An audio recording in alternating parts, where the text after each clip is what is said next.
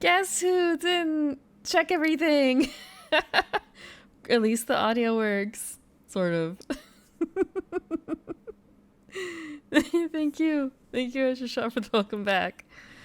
Hello, Cliff. It's me. I was not, well, I was gone. I just ran into technical issues. I thought I would try and do something really fancy-ish. Look, they're not that fancy. I say, wah.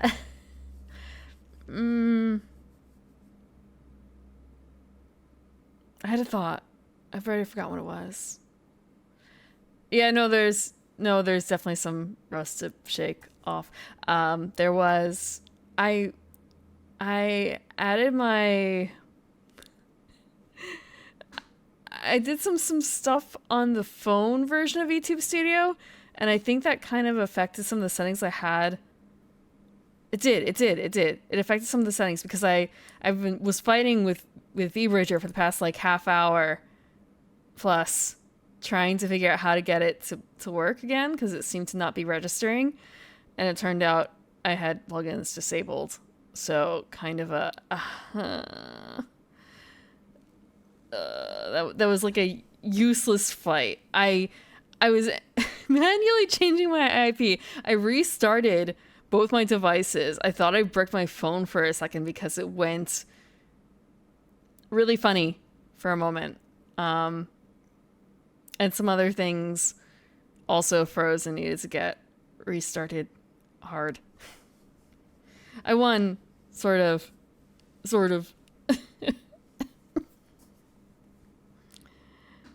Thank you. Welcome back, Alcavidian. Alcavi. Oh, you changed your name. Right, you changed your name. How is grass touching? That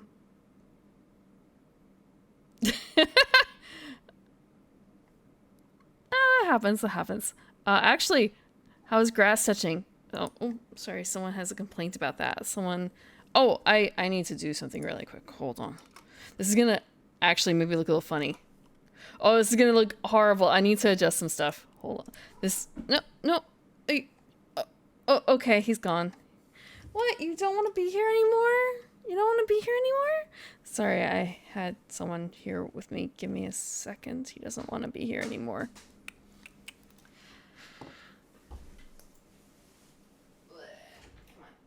Come on. Go be free.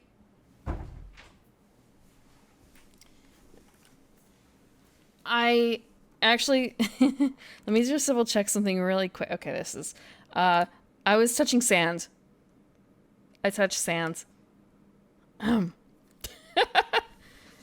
so much. I did touch grass a bit. There was a lot of grass, but here's the visual representation of me touching sand. The cats did miss me. Although one of them I had to go out and do some preparation for the week. And when I came back, I'm used to the cats greeting me. Like they come over, they check out what I brought. Two of them anyway. The third one never really does, but that's okay. I know where to find her.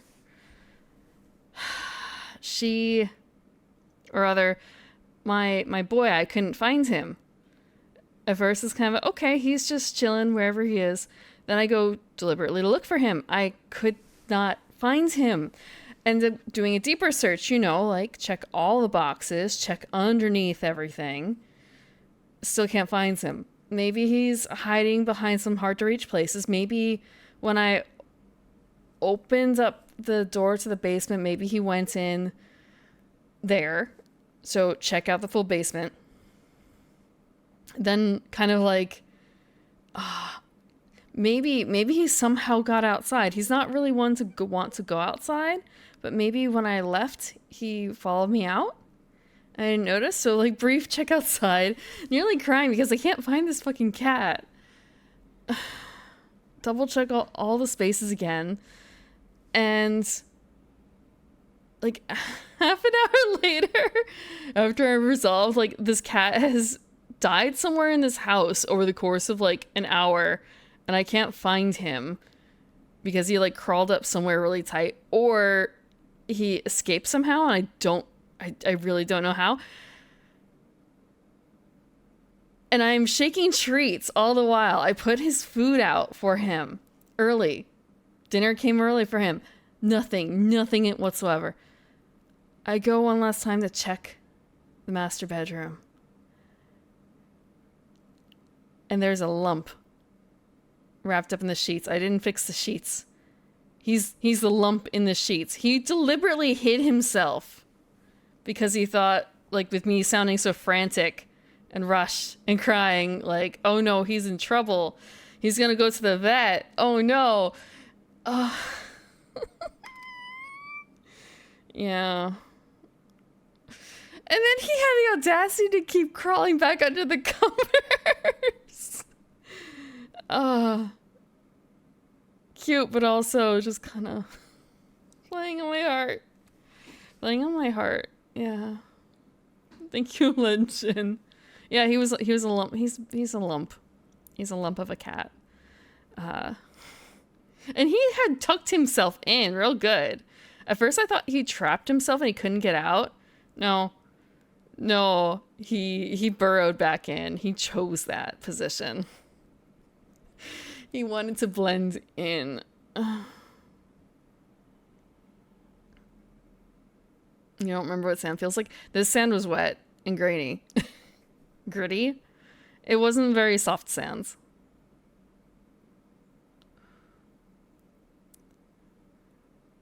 Where was the cat? Where is the cat?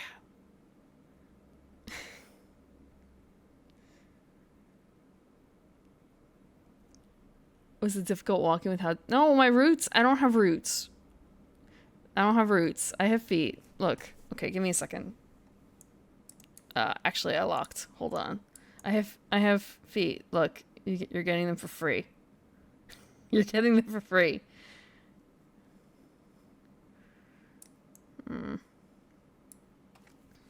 In a dresser.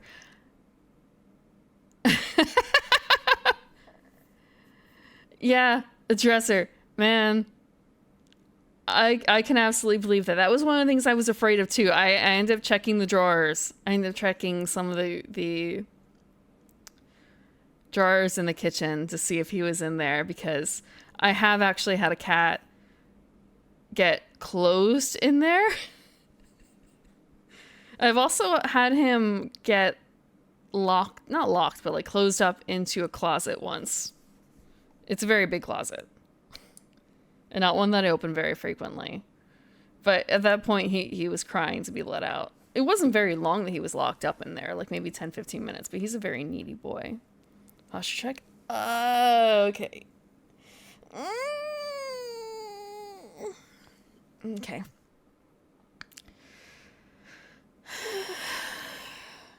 Yeah, I went and I touched sands. They try and get into dresser drawers. It can be comfy. It can be comfy. I think. I'd imagine. Like a bunk bed kind of thing. Also depends on if they're like good dressers. If you get like some of the IKEA ones, they tend to tip if there's too much weight, I think, in the dresser drawers. They've had some recalls. Unless you attach them to the wall, but who actually does that? No one really does that.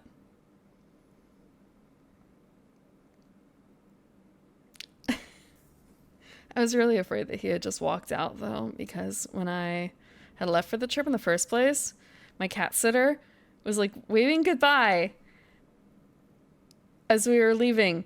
And who walks out? but my girl cat. One of my girl cats just nonchalantly walked out as if she belonged outside. And thankfully the cat sitter, after like pointing out like, she's escaping, she scooped her up real quick and brought her back in. I guess she didn't really expect her to just casually walk out. The cat sitter knows that they're indoor only. It's just, she's really brazen about it. I have no idea because the gaming table still isn't here. If you've been following that group, it's been quite the delay. We it was assured to not be coming during the time that I was out, but now it's kind of a, I'll get back in line. We'll see when it comes. Brazen. Okay. Wednesday gaming table. Wednesday. Yeah. He's a really lucky cat. For more than one way. Oh, more than one way. It feels like he got somehow worse. I know the cat sitter...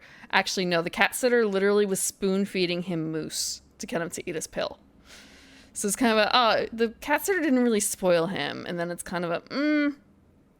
Actually, no, I guess she did. She did. Spoon feeding him wet food. Granted, he only got 1 spoon a day. But still. Let me grab up the... not that. Let me grab up something and it will tell you. I have to go. There's a cat fight. I will be right back.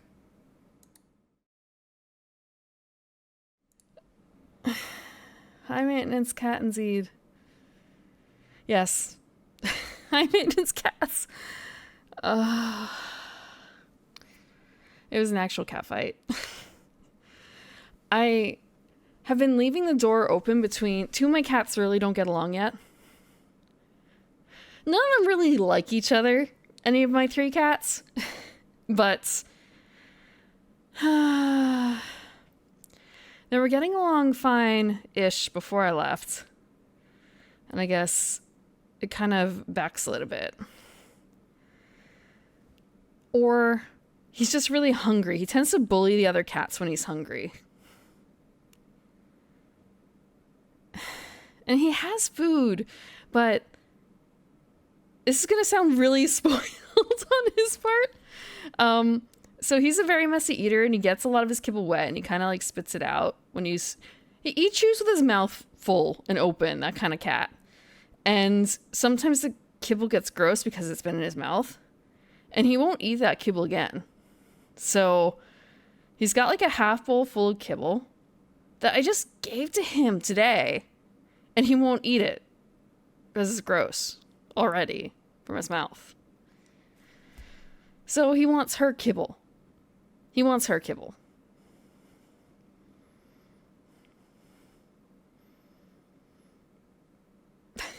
I have 2 girls and a boy.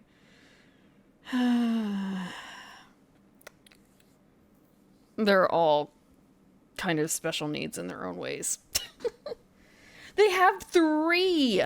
They have 3 like $500 cat feeders, or is it $250? I don't know. It's the special microchip reading ones because they don't wear collars. Yeah. So they will only open for that one specific cat. There's gray bowls, pink bowls, and blue bowls, depending on the cat, too. I wanted to make sure because one girl cat is really skinny and the boy cat is really fat. Was really fat. I say really, he's only like a pound over what he should be, but still. Like girl cat wasn't getting enough food. So I initially got the 2 bowls so she had food security. She could eat whatever she wants. She's a grazer. And no. Sometimes it just causes bullying. Bowls. Yeah. Yeah, they do kind of.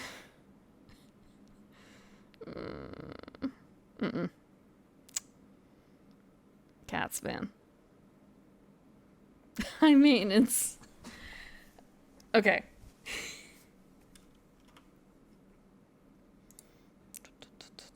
Let me see. So yeah, I was out touching sand. Let me grab something to double check. I mean, that wasn't like I kind of already touched on where I went a bit.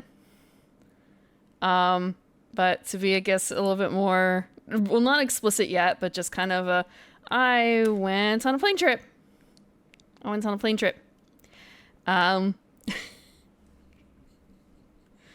to someplace that is kind of related to one of the games that we have been playing. It was kind of an incidental thing, but I'm going to be butchering so many words in this. I'm going to be butchering so many words. I went to this place.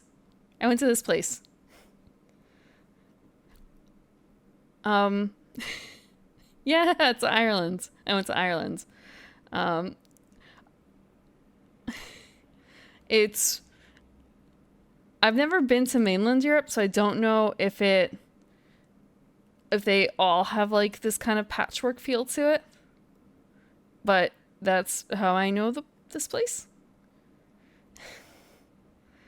Yeah. Why not Wales? Because it couldn't be Wales. It had to be Ireland. And I want to say with Welsh, it tends to be, I think, a little too long. With Irish, oh, it looks like you could pronounce it, but you're wrong. You're wrong. I know how to pronounce some things. But not everything. I don't remember all the rules, or even half the rules. So in Ireland, even, like, this is a hotel that is by the airport. Hotel. Fucking fields. I hadn't even left the plane when I saw a fucking field of livestock. Yeah, you're gonna see this guy change in a bit. But yeah, it's just sort of a shock. Like, all right, so many fields. So many fields. And yeah, they have regular cars too.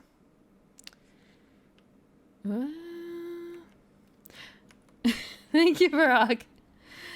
So one of the things I went to go see, and this is going to be a lot of like weird, I shouldn't say weird tourism, but like special interest tourism, I guess maybe sort of, but also some general tourism. They have the Book of Kells there. So I went to go see that. Unfortunately, you can't take a photo of the actual Book of Kells, but you can at least see a single page that they turn every 26 weeks or something like that. And they have giant illuminated, by illuminated, I mean like this is a giant backlit panel. It's enlarged. It's huge. They've got a bunch of different bits for it. It wasn't just the Book of Kells that was being shown, but that was one of the things. And the thing I kind of find really funny about this is that when you look at his face, so let's see if I can like zoom in a bit more on this. Let's zoom in. It's gonna get a little funny. His face. His mouth versus, what the fuck is that thing that's like right here? Is this his mustache or is this his mouth? What is this? What the hell is this? I still don't know. Oh, this is supposed to be Jesus, by the way, I believe. Yeah. But it's beautifully illuminated.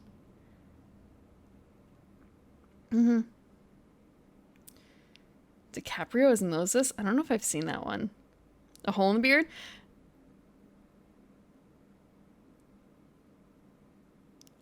I've never heard of that before. A Hole in the Beard. I've never heard of that before. But he's not the only one who has this. This is like a stylistic thing because the next guy has it too. I don't remember who this was. Oh, there's something else about this I forgot. I don't know if the previous one had this. Let me check real quick. Oh, hell yeah. Look at these feet. This is Jesus's feet, right? Yeah, it's Jesus because he's blonde.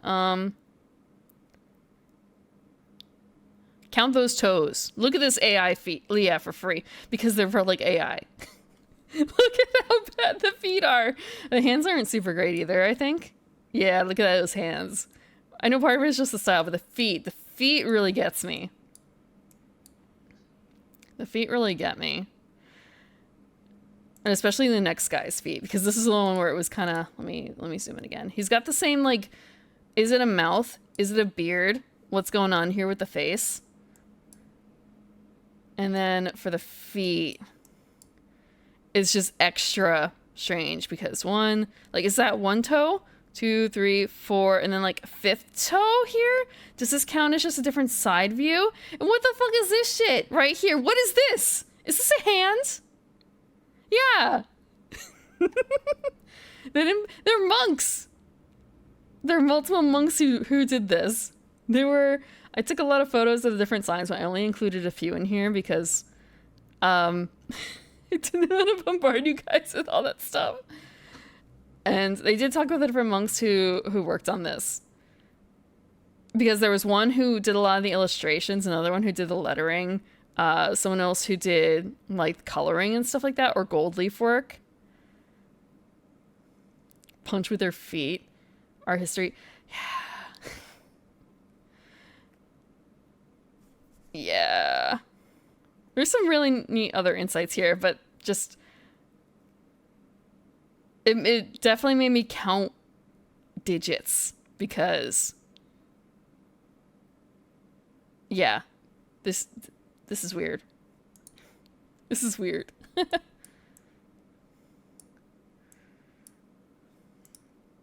Oh, and here's like the most famous page. The Chiro page. Everyone likes Chiro, right? You can probably barely tell. I can zoom in more too. Like a lot of neat detail. Again, this is just a blown up copy of it. This was taller than me. Kegs. I did see a lot of kegs. I saw more kegs almost every single day I was there than I'd ever seen pretty much before in my entire life. With an asterisk of any previous times I may have been in Ireland. Kai? Oh, Kaichi? Oops. Kaichi. Wait, no, shit. Shiro? Cairo. It's Cairo. Fuck. Look. I never said anything about being able to pronounce that. Pronounce Latin. Cairo. I should know that because of the whole, like, Kai in 5 minutes. Kai is the name of a boss in Final Fantasy XIV.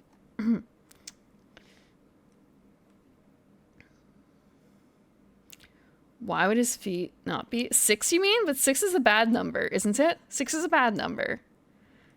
If they gave him 7, it'd be different. So there's something really neat in here. Like, this is kind of honestly hard for me to read. It's got so much detail in it. Let's blow it up more. And, like, it's just kind of overwhelming with the amount of stuff.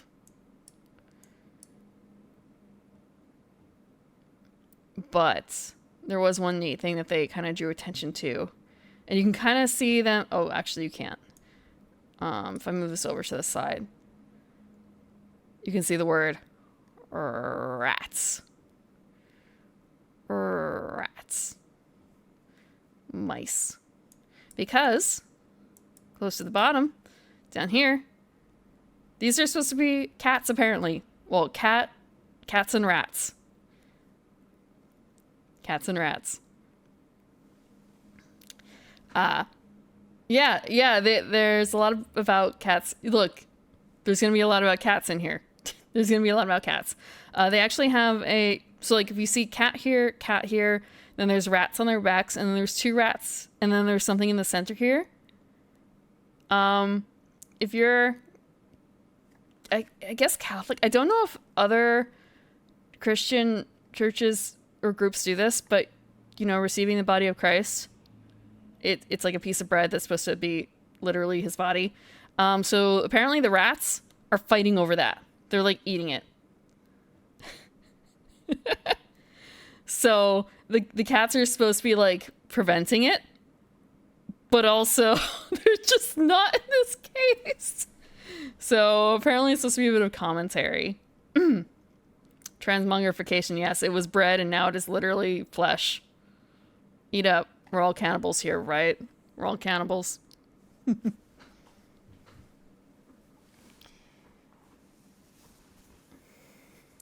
But yeah, so this is the same illustration just cut out of the previous page. It's just kind of really hard to see in this version until they pull it out. Yeah, it's like a Cairo page. Visual reminders of the Eucharistic sacrifice and resurrection of Christ. Cats, man. Oh, I muted that. My bad. I think it was in the rush of trying to deal with the cats. I don't have my fake Stream Deck set up properly right now because I brought the cord with me and then proceeded to never use it because I did not have the proper USB ending anywhere.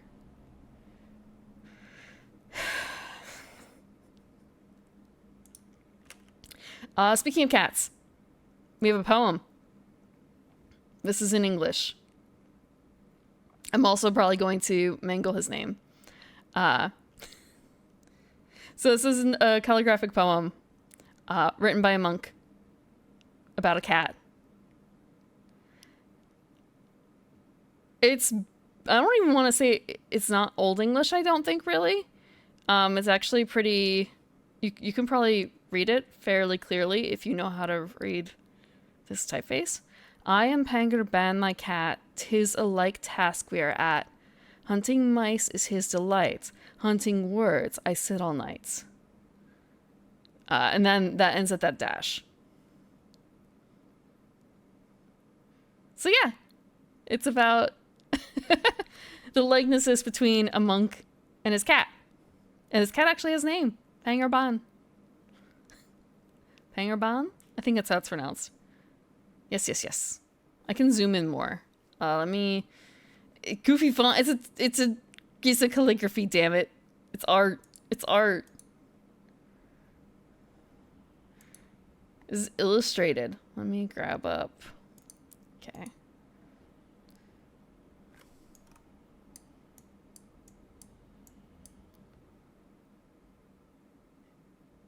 It's not a font. It's...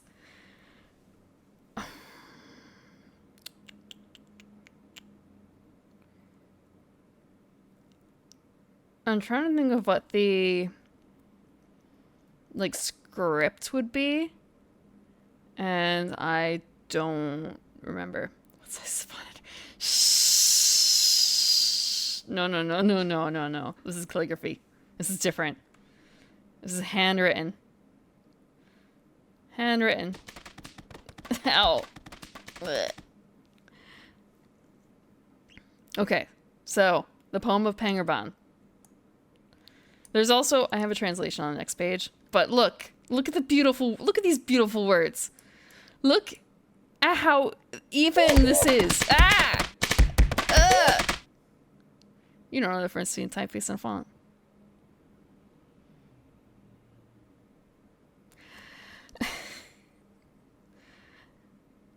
But yeah, handwritten, but it's so even.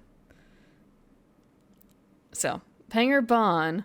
Okay, I can't actually read this section. Fuck. Let me double check.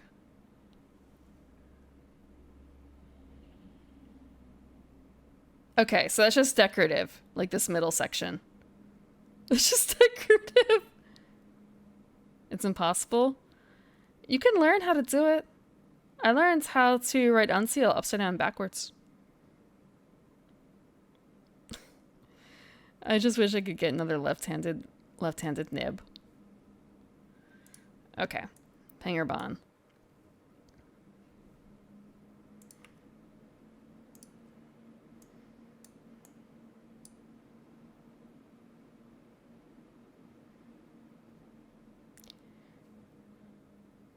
So apparently, R and we, like and task. Oh, fashion wingdings. No, wingdings is different. Wingdings is different. Like all this crap on the side, that would be wingdings. Better. Okay, so the poem has this big chunk in the middle, or like up here, and then it goes into columns, 3 columns. Better far than praise of men, 'tis to sit with book and pen. Panger bears me no ill will.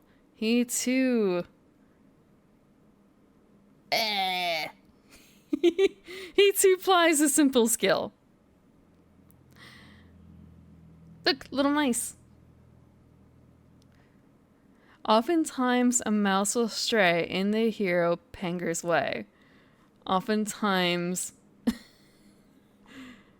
Fuck. It's kind of like, oftentimes my keen thoughts. Thoughts? Oftentimes my keen thought set takes a meaning in its net. Fuck. Oh, there was another one. There was another poem in this area that was actually a riddle, but it was basically how to prepare vellum, which is really neat too. I don't have that image on hand. I do have it somewhere lying around, and that was really cool. And like, it was another poem that was readable. It was about as readable as this one, which to, I guess, most people isn't super readable. I mean, I'm having trouble with it. But there's also this crease in the middle. I'm going to blame it on the crease. Against the wall he sets his eye, full and fierce and sharp and sly. Against the wall of knowledge I all my little wisdom try. Practice every day has made Panger perfect in his trade. I get wisdom day and night, turning darkness into light. So that's Pangerban. They also have a children's book all about Pangerban, actually. I say all about Pangerban, but it's kind of like setting a backdrop of a ghost cat visiting other ghosts in this area. And I never actually said that this book, Book of Kells, is actually in a working university library.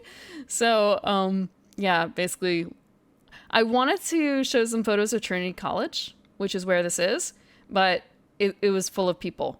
It was like chock full of people. It was chock full of students. I didn't want to do that. I didn't want to do that. And this is the translation that they had for it.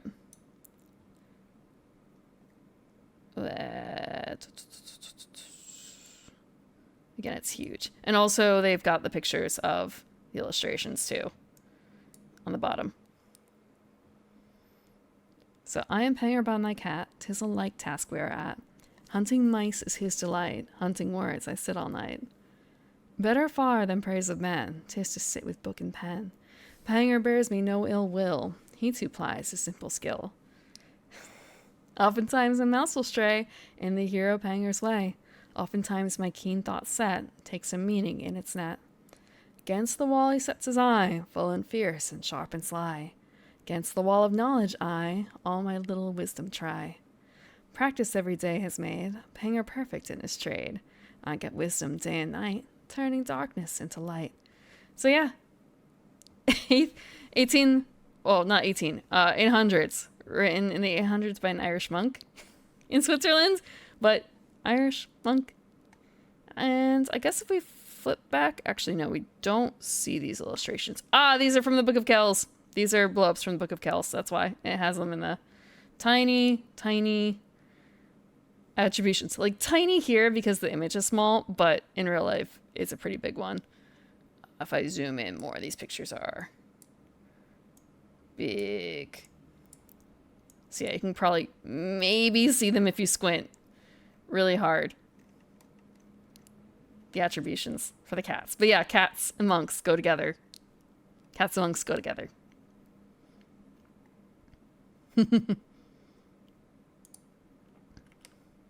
Oh, right. This may just look like a statue with weird notches. This is actually a stone that has Ogham written on it, which is like a language of notches.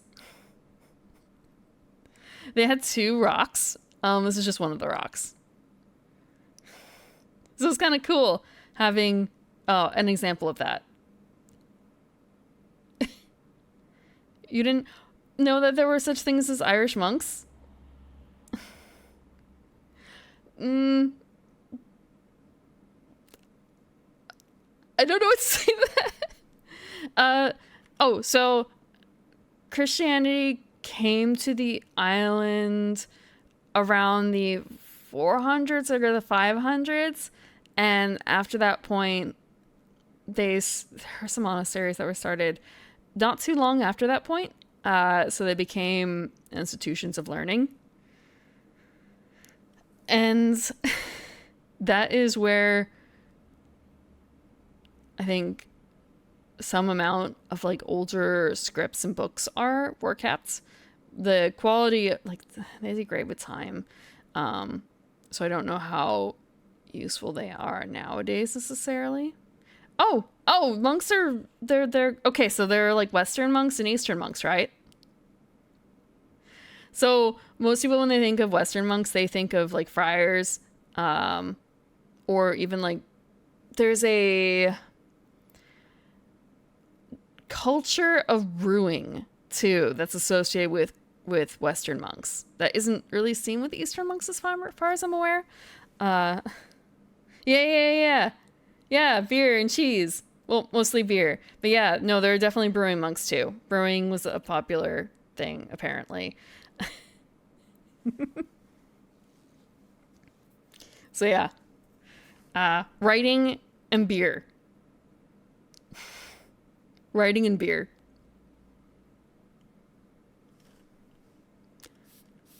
But, oh no, because I'm usually in a different spot. Let me fix this. Bleh. Brewing and studying. Yeah, brewing and studying.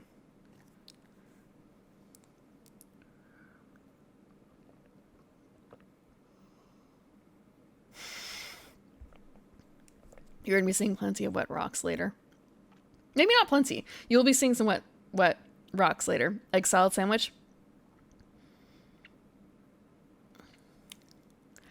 It was an experience. I don't know if I've ever had... Actually, I can't say that for certain. There may have been a tea party I've been to that served them.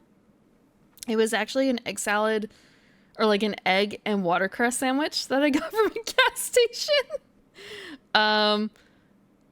I didn't realize until afterwards, like, wait, I just bought an egg salad sandwich from a gas station. That's not very trustworthy, is it? But it was my only choice. It was my only choice at the time. I mean, I guess I could have gotten like a BLT or something, but still. It wasn't bad, but it wasn't spectacular. It was a bit, so sometimes in some shops in Japan, when you get sandwiches from like convenience stores, they front load the sandwich so it looks really nice and pretty in the package, but when you eat it, it's like, hey, all the good stuff is right up front where the package was showing, and the rest of it's kind of empty. It was kind of like that. It was kind of like that. If you've ever read American Gods, that was where I kind of learned about that. There's a character who's supposed to be a leprechaun, I think, and there's a whole thing about watercress with him.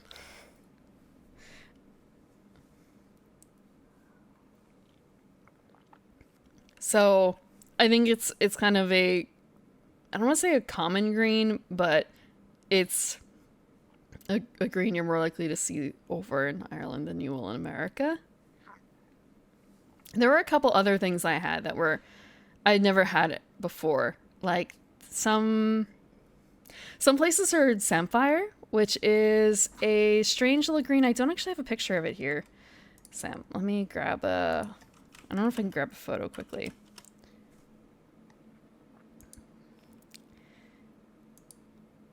Okay, this might be the best photo. Let me save that. I also saw something that had like cocoa beans, and it was not anything like you would expect. So I just kind of assumed that was a local name for it. Oh. This is not part of what it should be playing. It wandered. Oh, it's doing like the smart thing where it's trying to play music from other things now after running out of my list instead of repeating the list. Because this is definitely not gonna work. Is there a way for me to... Okay, here we go. It's good music, but I don't want to get muted for playing something accidentally.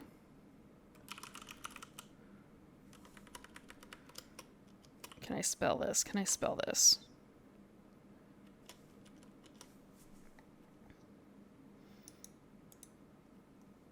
Okay. This is... Ah! Ah! Okay, this is huge. Let me fix this real quick.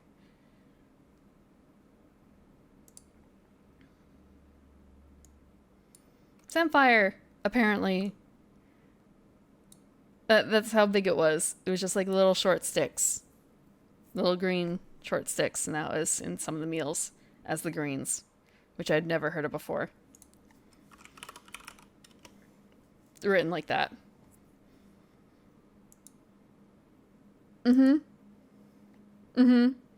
It wasn't green beanie at all, though, because I'm not like a huge fan of green beans.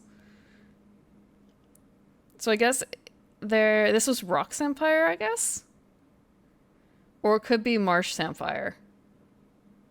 Not certain, but kind of like this.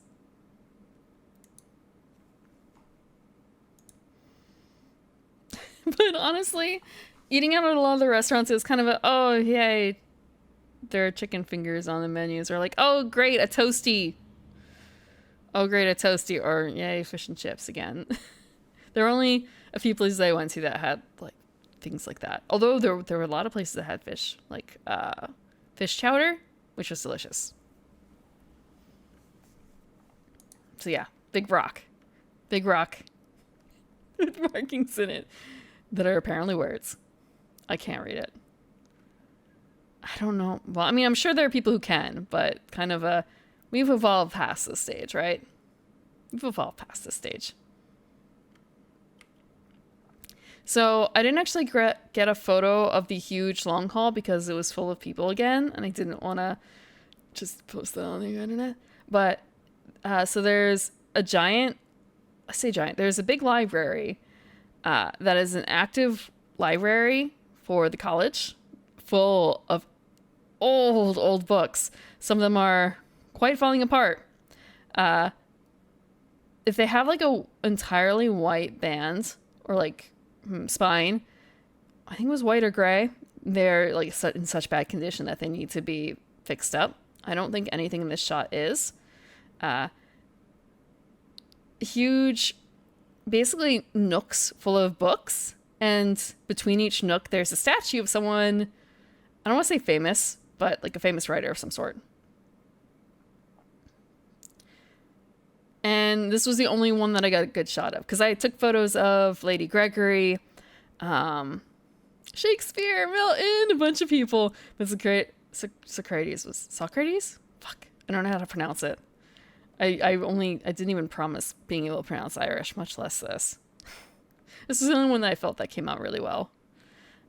And looking back on this and looking at a lot of the ways that other things were set up in Ireland, it felt like a reoccurring thing. Like you can see here that there's the rows of books that felt like a repeating pattern in a lot of the bars and pubs, where it was tons of like little nooks and crannies, not very many like wide open spaces.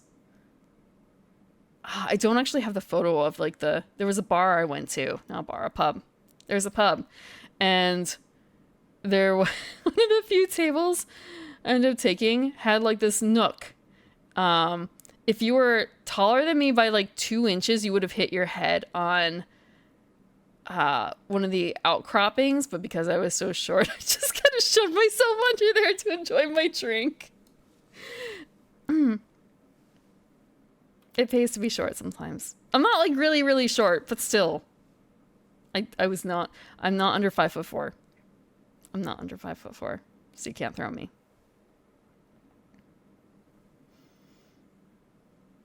Socrates. Socrates.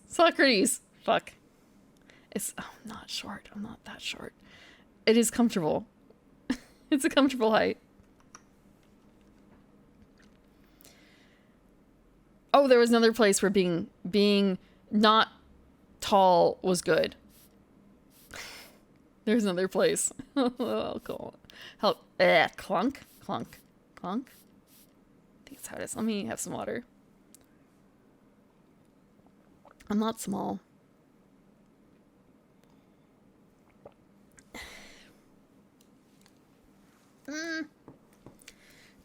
There was a cave I went to I don't have any photos of because it was kind of, how to put this? Like super special interest? And it's kind of a wow. I like having these as memories, but I don't know how interested you guys would be in like weird rocks.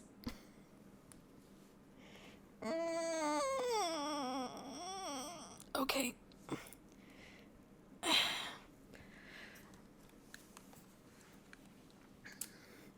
You like weird rocks? I didn't grab any of the photos out and put them in here though. I can talk a little about the cave I went to. It's kind of a weird place. It was Alwi Cave. Let me see if I can get the spelling of it up. Because I heard Alwi Cave.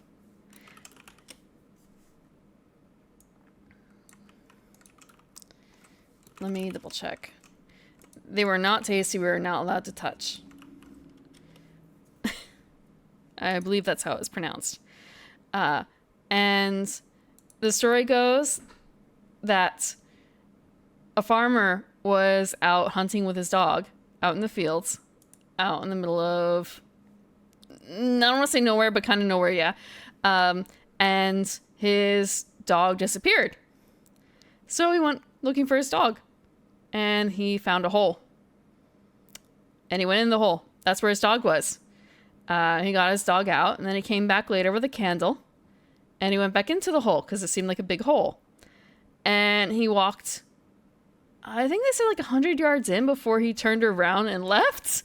Because like, damn, that's a really big hole, right? And all he has is a candle. And this was back in, I guess, the 40s or something like that. And then after that, he sealed up the hole. And he didn't tell anyone about it for 30 years until a bunch of spelunkers came by to the pub locally, some like foreigners, and they plied, I don't want to say they plied him with drinks, but like, it's a pub, you drink, and like, oh yeah, I found a hole or something like that, and he never fucking told anyone else until now. And the spelunkers went in and checked it out, and God, it was a big ass cave. It was a huge cave. You can't traverse the entire thing because it gets into actual spelunking territory, but they basically paved a little path inside of it and put some bridges up inside. And now it's a tiny tourist spot for like €9. You can go in and check out the cave. They found some bear skulls in it. They don't know how they got. I mean, like, I guess, how to put this? They know how they got there. Hibernation, probably. But there are no more bears living in Ireland. There haven't been in ages and ages and ages. So, like, they're like 5,000-year-old skulls. He didn't eat them. No. Oh, yeah, I did say he found his dog, right? Yeah, he found his dog safe. No bears? That was one of the things that came up during the trip in the cave. It was kind of if you're basically, you're the biggest predator as a human on that island. And he was there with his dog. So it's kind of how to put this? There should not be anything really scary in this cave, right? I'm talking about my trip to Ireland. I went to Ireland. Okay. This is another picture from the library, which is kind of you can't tell that it's Irish. Maybe with this.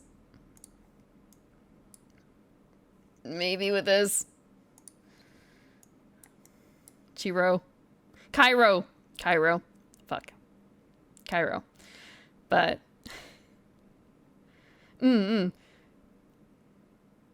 Granted, it's, you know, there's no light in the cave. All he had was a candle, but still, like, there should be nothing in this cave that is bigger and meaner and would be able to hurt you. Really, I guess deer maybe, but like that's more of a, they're gonna hurt. I guess they could hurt you pretty bad, but they're not gonna eat you, if that makes sense. But yeah, so I don't have any photos of the Alwi Cave. Not here, not right now.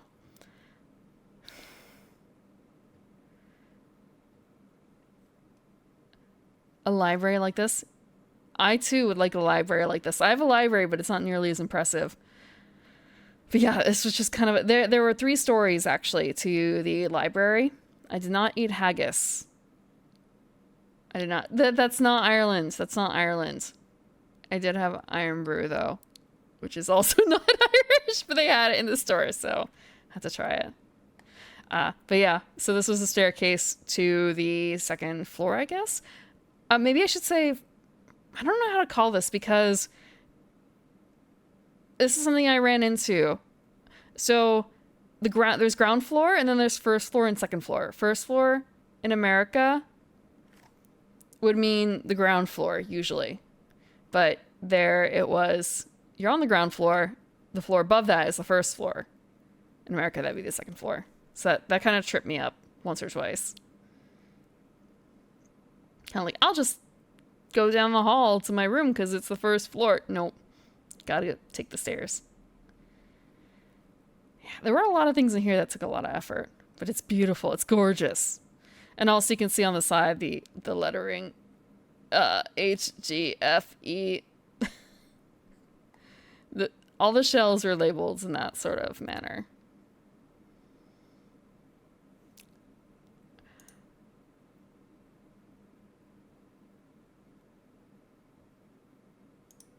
Time out. Sorry.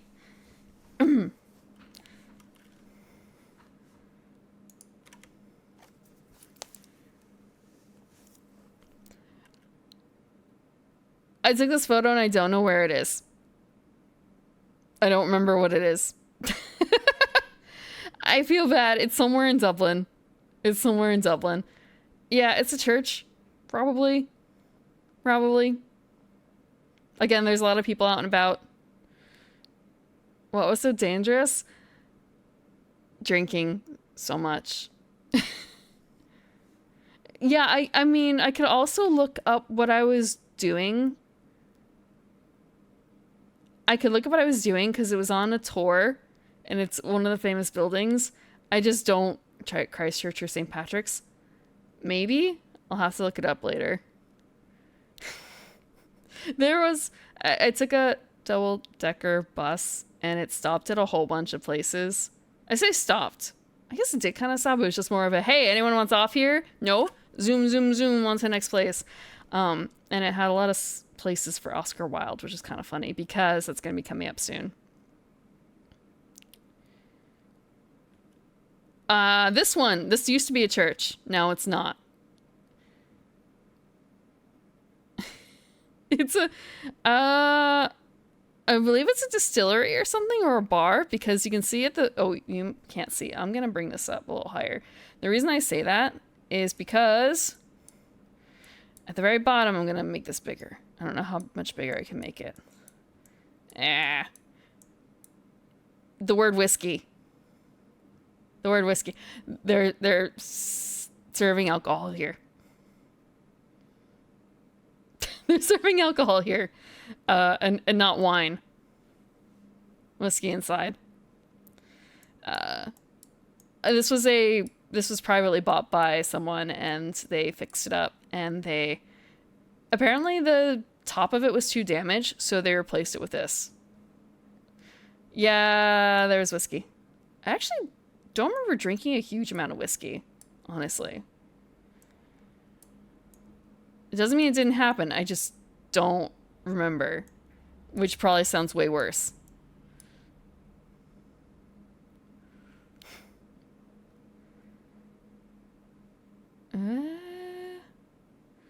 Yeah, people pop in and chat sometimes in Discord. So Jay Bush has talked. There. Yeah, yeah.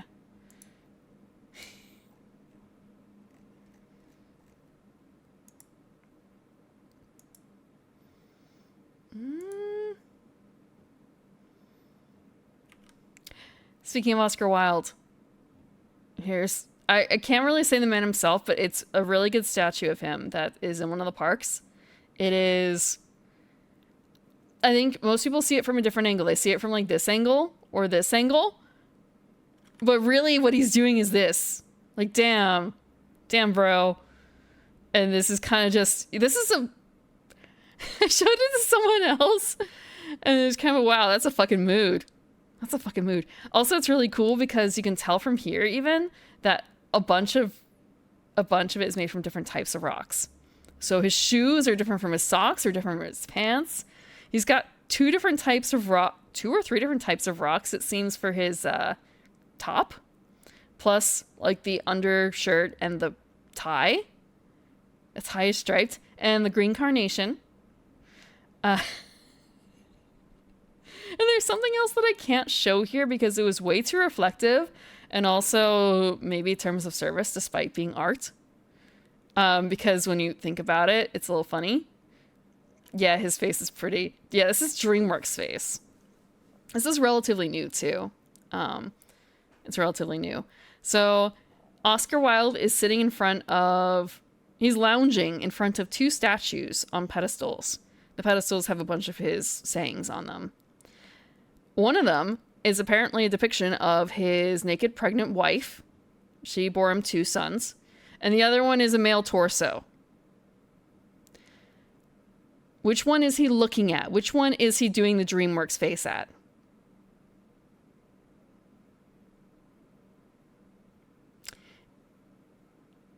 If you said his wife, I'm sorry. It's not his wife that he's looking at. Yeah. He's given this face to the torso, the male torso. I saw this, but I didn't understand it until afterwards, and I was checking out, like, hey, so what's with the male torso and the naked lady?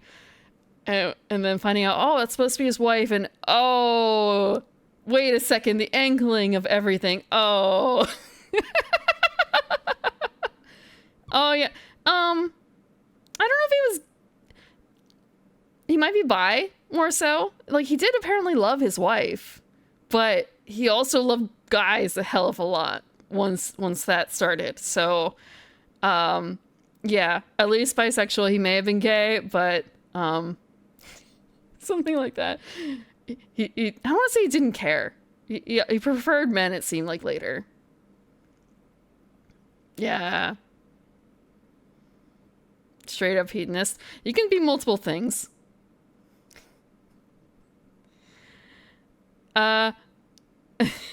He didn't love his wife enough to stop cheating on her, though. That may have been a bigger issue. I mean, like, it wasn't, but because the reason why he got sent to jail was because his male lover's dad was like, stop it, bro. Stop fucking around with my kid. Not kid, but like, stop fucking with my son. His son was of age, I'm pretty certain. I'm pretty certain. Like, his son was the one who apparently instigated it. I think he was at least college age. Well,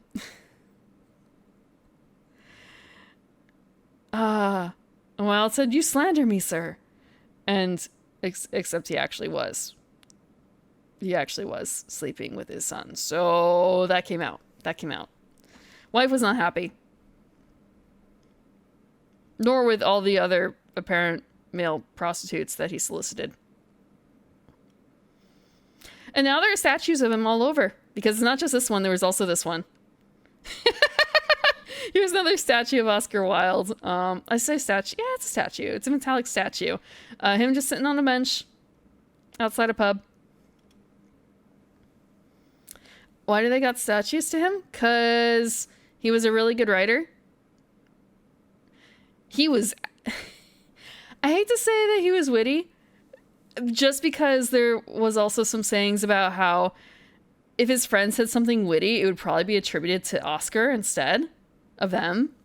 So it's kind of a question of how much of it was actually his. But if you look at his plays, if I've read The Importance of Being Earnest, it's pretty snazzy.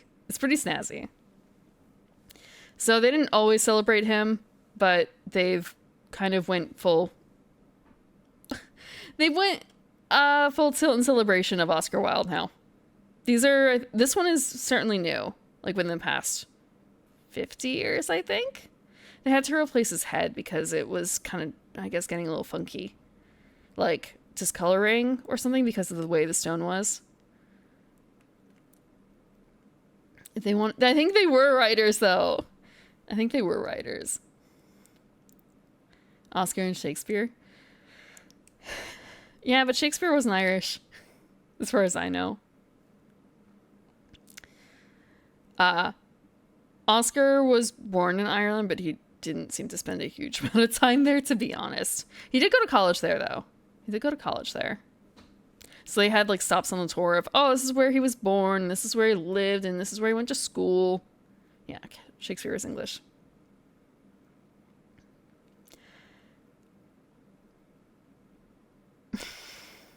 You've probably heard some Oscar Wilde quotes. Let me grab some up. Let me grab some Oscar Wilde quotes. Let me make sure they're actually Oscar Wilde quotes, because some of them are not.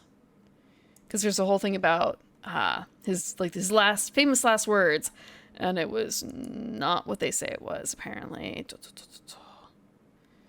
Let me see. Penguin Books is probably good.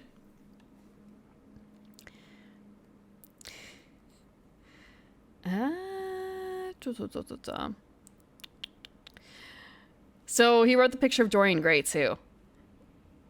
There's only one thing in the world worse than being talked about, and that is not being talked about.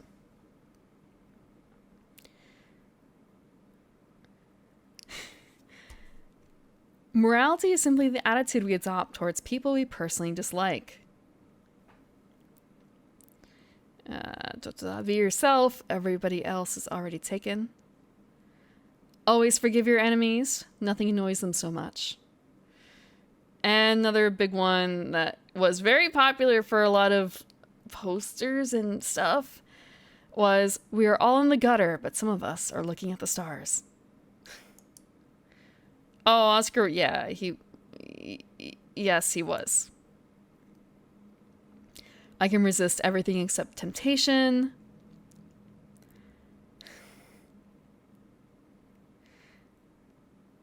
Anyone who lives within their means suffers from a lack of imagination.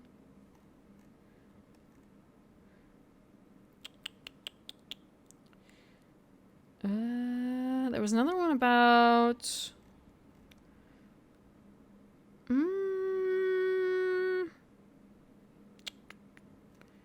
I guess maybe not. Yeah, he was a larger than life figure.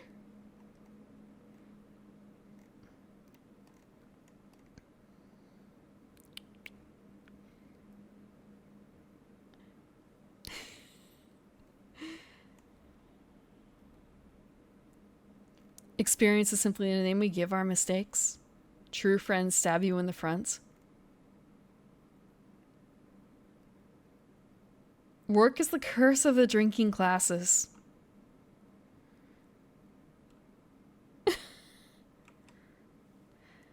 Yep. Oscar Wilde. The man. The statue. Statues. Yes, he was a shitposter of his time. I was actually just thinking, like, oh, fuck, what if he were on Twitter now? Could you imagine? This smarmy-ass motherfucker on Twitter?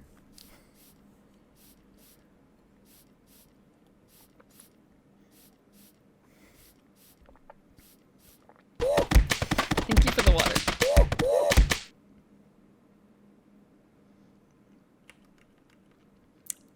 Okay, so next. You probably take part. It's kind of is Wint? Is it Wint? Is Wint the like Oscar Wilde's of our generation. Falcha. You're missing an father, I believe. So I saw this and I had to take a photo because seagulls. And they're saying hello. They're saying hello right at you. No, they're saying hello. Falcha? Falcha? I don't actually know if that's where the emphasis is supposed to be, but we can pretend for now.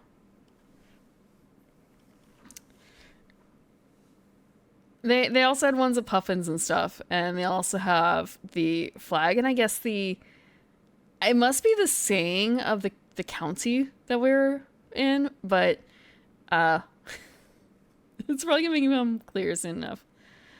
Does the seagull apparently know how to say falcha? They know how to say hello. Find me someone who speaks Irish here. Please. Love God. Tell me how to pronounce some of these things. So yeah, it is a tall order. I know how to pronounce a few things. Like I think the thing to the right here is gra, I believe. I only know that because of some other stuff, which probably won't be showing up here. And through simply, I think that might be love, but I'm not certain. I would not necessarily trust Google, just like Duolingo is apparently not great for it. But I believe gra with the accent is love. Let me see. Falcha. I know how to say a few things. But my pronunciation might be a little messed up because there are different dialects and they can sound quite different depending on things. And also, like, even from the main dialects, it can be a little different. So one thing I know how to say is Primrose is an dom, which is Primrose is my name. But that may not be how most other people pronounce it because that's what I learned from some locals a long time ago.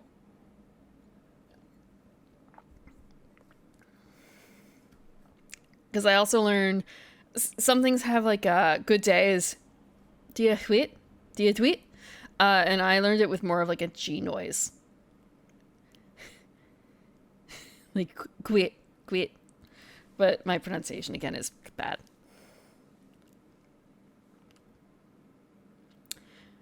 Yeah, because I was saying it with like a D initially. So this is one of the bars I went to, like a distillery. This is a distillery. I don't have photos of the drinks that I had, but they were really good. And this is actually a really unusual place in the area because it was really open and big compared to a lot of the other ones, which were tiny.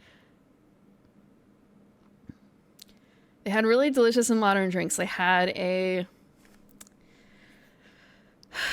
what I had was a scone whiskey, I think it was. I think it was a scone whiskey. I'm trying to remember. I had two drinks. And they were both quite sweet. And one of them was basically half cream, half alcohol. Like literally.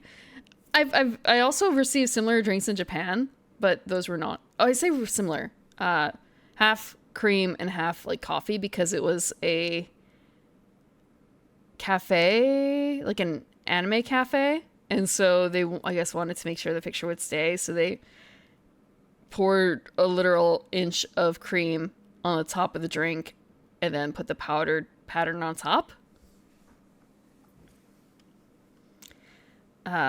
So they had other things too. Like they had a brown bread whiskey where they apparently toasted up a bunch of brown bread. They buttered it up. They soaked it in the whiskey. Like they just dumped all those breads into the whiskey in the tank. And then they strained out the physical bread later. And then they dehydrated the bread to make a little crisp on top, but then they had the whiskey with the flavors in it. And it was really, really good. That was really tasty. But they didn't sell that bottle. They didn't sell the bottle of brown bread whiskey. When I say brown bread, I don't mean like wheat bread exactly. It's I don't know how to describe it exactly, except for the fact that I guess it's unleavened. Is that the way you say it? And it has a different flavor profile from wheat. No, it's not pumpernickel. It's not pumpernickel. Yeah, it's whole wheat and white flour, baking soda, salt, and buttermilk. That's one recipe. So it's not as like fluffy, it's dense. Let me see if I can get a photo. I kind of forget that maybe not everyone's had brown bread. When I say brown bread, it's just kind of a like You're just talking about wheat, right? I don't super enjoy wheat, but I like brown bread. But it also like can't eat all the time. Not banana bread. Okay, it doesn't have yeast.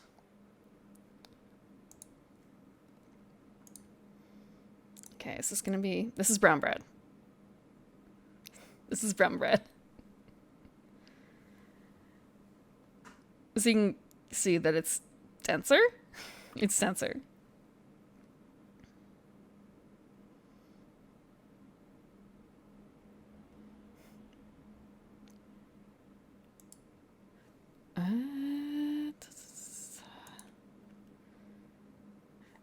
What was in the other one? Golden?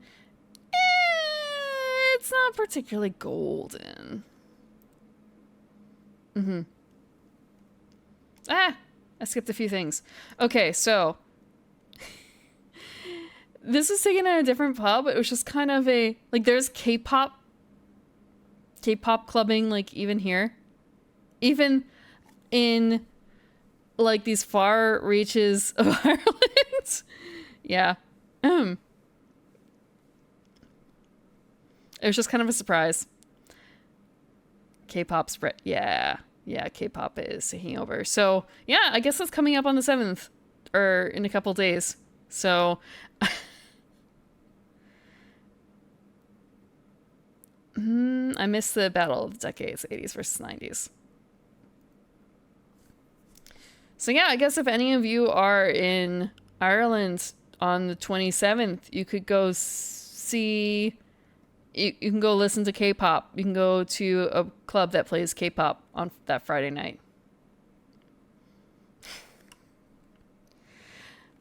Sorry.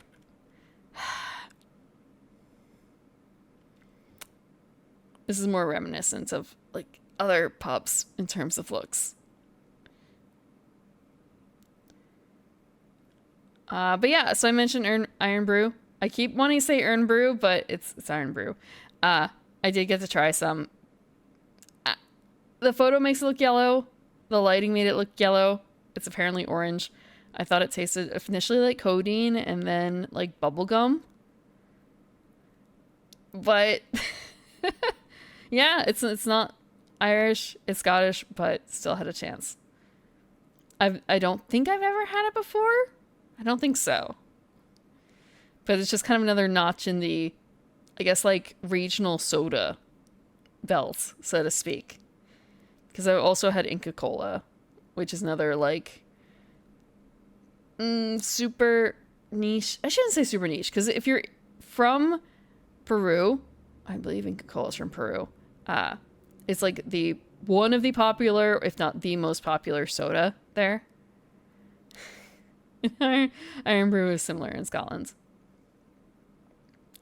I only tried 2. I tried whatever this is, and I tried the like 0 sugar one, I think it is, or like the diet version. I don't know. It didn't really taste that different to me. Every soda. Granted, it's been like years since I've had Inca Kola. There's not too many notches on it. The reason why I kind of paused there is because I do remember when I was trying, I was playing in a game where I was playing a con man. So my initial idea was to there was a website called the Soda Emporium. It sold a shit ton of different types of sodas, and I was gonna order a couple to like to mess with and share with the other people at the table, like the other players. I was gonna get some like really funky flavors, but the Soda Emporium was closed at the time, so I couldn't order them because they had the the crazy flavors. Like if you want a buffalo flavored soda. I say buffalo as in like Buffalo, New York. The buffalo wing soda, or like bacon or ranch soda. They had all that stuff, and I don't know if the Soda Emporium still exists. Do they still exist? They do. Exotic and unique flavors. They have Avery's Bug Barf. King Cake Soda. They have Gamer Goop. Christmas Mint. Cookie Dough. All sorts of weird flavors. Cola Champagne. That's not too strange. Cucumber. That's fine. Yeah, I'm not going to question what Gamer Goop is.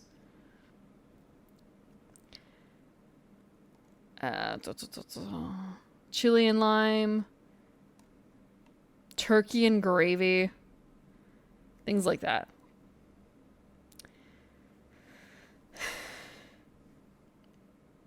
Extra sugar version? It's already seemed very sweet. I don't know if I could do an extra sweet version. Busta. I have been to... I shouldn't probably... I've been around the Caribbean, but not like deeply in, if that makes sense. I've been on a cruise, not of my own volition. So did not get to try Busta as far as I know. Emotional damage soda? No. I don't think they have that. Though they do have Lemonade. Yes, Lemonade.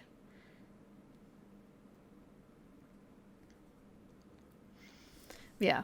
What I'm looking at is Soda Emporium. Lemonade.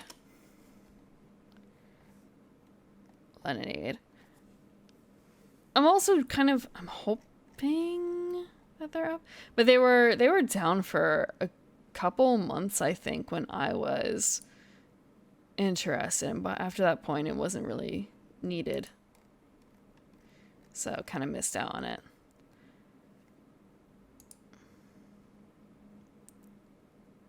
The other flavors from the 12 pack, I already passed that page. That was on the first page.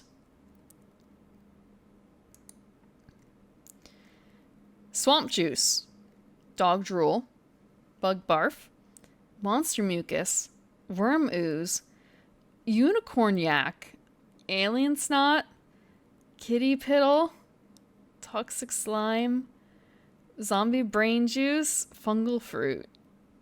Those are the flavors available in Avery's Gross Soda Variety Pack, which includes the new flavor Gamer Goop.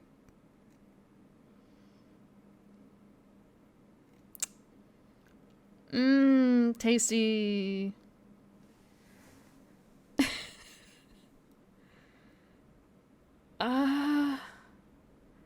Okay, so the flavors themselves seem fine, I guess. Because, like, Kitty Piddle is an orange pineapple. Alien Snot... They don't actually say what the flavor is. Fuck. Unicorn Yak is a raspberry flavor, apparently. Monster Mucus is berry? Bug Barf is a kiwi pineapple? Dog drool is orange lemon?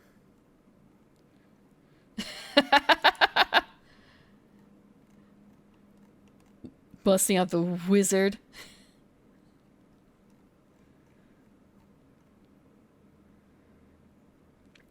Yeah. Yep. Strange sodas.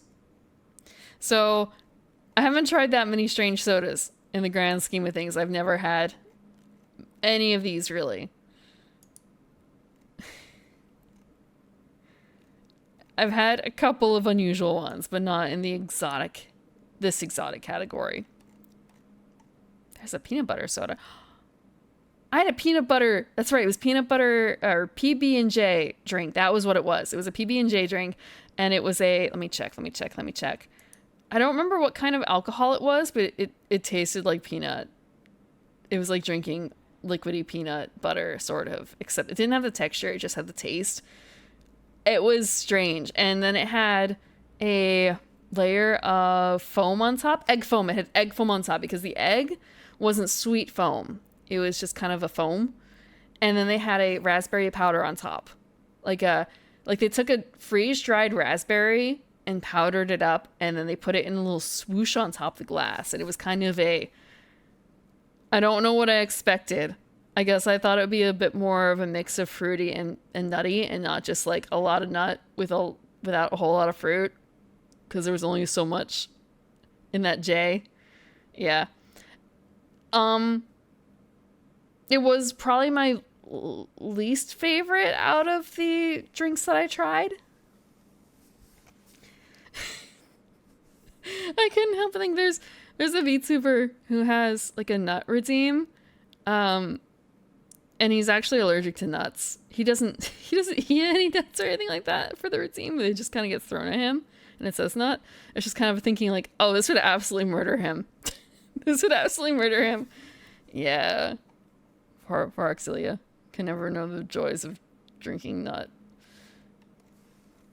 Yeah, no, I did not get any of that to bring home. I actually didn't come home with a whole lot of alcohol. I came home with a bottle of Jameson soda and lime mix, which I drank after the cat issue today because it was kind of oh fuck. I need a reward for dealing with that. And I got a bottle of Bunratty mead. And I think that's about it. I don't think I came back with anything else. It says nut now too. It says nut for Ox. I think it has a couple different voices for them. He is wanted by the Nut Gang, though. The little birds are always after him for that.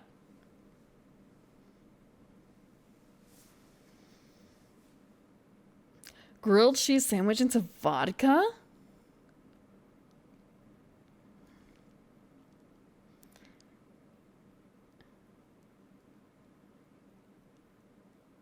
Did it taste okay? There's a possibility. There's always a possibility that it came out okay. Oh fuck. Okay, it tasted awful. I'm sorry for the loss of the vodka. Maybe there is a way to make it taste good, though. Philodige, hope you're doing good. Hope you've been having a good October so far. I made watermelon infused. I've infused vodka into watermelon, and that tasted awful, but I probably just fucked up the recipe really bad. Which is kind of how bad can you fuck it up? You just dip the bottle of vodka into the watermelon and then eat the watermelon. No, it just tastes like vodka. It infused too much. It was awful. Carolina Reaper peppers into vodka? If you're very careful with that, you could, I feel like that's very much a mixer sort of thing, or, you know, you're challenging someone to a painful experience.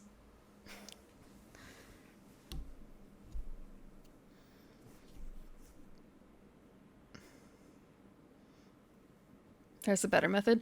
I am past those times now, though. I am not playing any more watermelon games. I'm past that. What is the better method? I remember if I've had Reaper. No, I think it's Scorpion. I don't know if that's better or worse. Trinidad Scorpion. I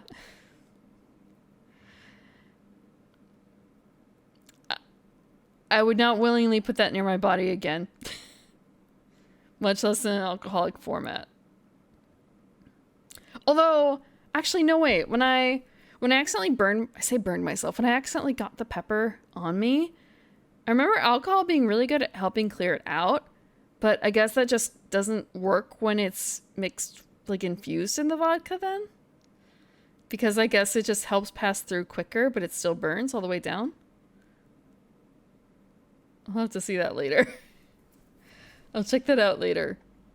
Is it about the nut? It's probably about the nut, isn't it?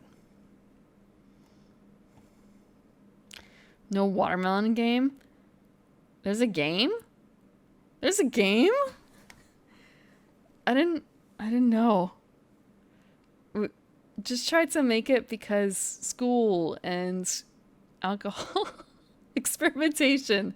We also made jungle juice. Didn't come out very strong though. We were not very good. Oh, I was actually interested in trying that, but at the same time, I was on vacation, so I couldn't, and I didn't have a very good internet connection most of the time. And I wanted to do some research first, like, what the fuck was it? I've seen some images. Multiple fan games? Isn't there like a hollow version? I heard there was also a thing about how the people who made it, the original one, didn't want people streaming it. So it's kind of did I already miss my chance? I'm probably gonna try and find a copy of it somewhere anyway, or a fan game version. If I can't play the second one, or like the original, they took it back? Okay, excellent.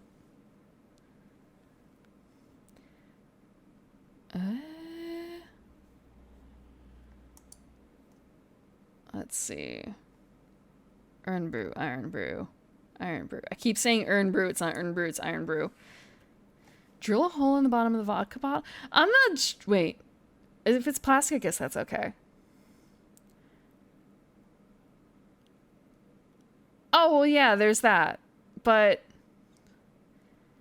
it's less so that than just overwhelming vodka watermelon flavor. I guess I don't super like watermelon. I don't really like vodka either. So kind of a woohoo. Two things I don't super like all in one package. Right. So there was a circus in town. It's just sort of a how it made me feel like I was in a Poirot movie a little bit, because how much of a chance is there of staying in a town and then having a circus like right there?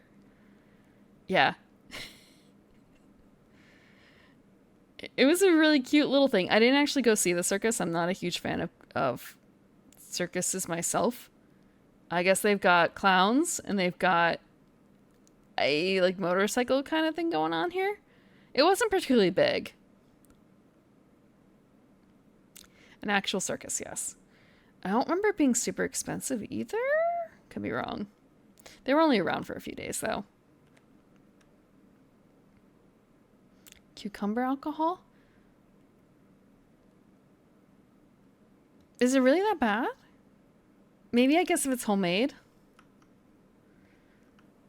I doesn't like watermelon. It's just not my favorite. There are some fruits that I really like, but there are a lot of effort to eat or to prepare for eating. So there's kind of a like 2-tier system, or like 2 different axi? Is that how it's pronounced? I don't remember which way it goes. Multiple lines, multiple angles. There's the like tastiness of it, and then there's the ease of eating it. So I don't really like bananas all that much, but by God, they are easy. So I tend to eat them more. Watermelons also, because they're usually pretty good. So it's fine. I really like pomegranate, but I can't. They're annoying to eat I know how to open them, but they're still annoying. Axes. Axes. Okay. Yeah. Pickle the water. Oh, it was when I did it. We left the vodka in the watermelon for like a week. I think that was a bad idea. Look, we weren't particularly smart about it. Axes? Axes. Okay. But yeah, it was really pretty. I even got to watch the sunrise at one point. This is part of the sunrise over the water on the west coast. I believe this is not low tide, but it's closer to low tide. Wait, actually, I guess maybe it's not closer to low tide.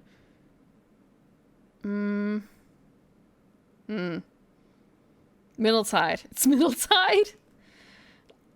My sleep schedule was all wacky for this trip. Actually, part of it was because there was nothing open past 9 or 10 p.m. at night until 7 a.m. in the morning usually. Sometimes between 6 and 9 a.m., the only thing that's open are coffee shops, really. So if I wanted to do anything or even eat something that wasn't a 24-hour gas station, I had to be a morning person. I had to be a day person. Morning Primrose streams. Well, it kind of depends. It's nighttime. It's nighttime. It's nighttime.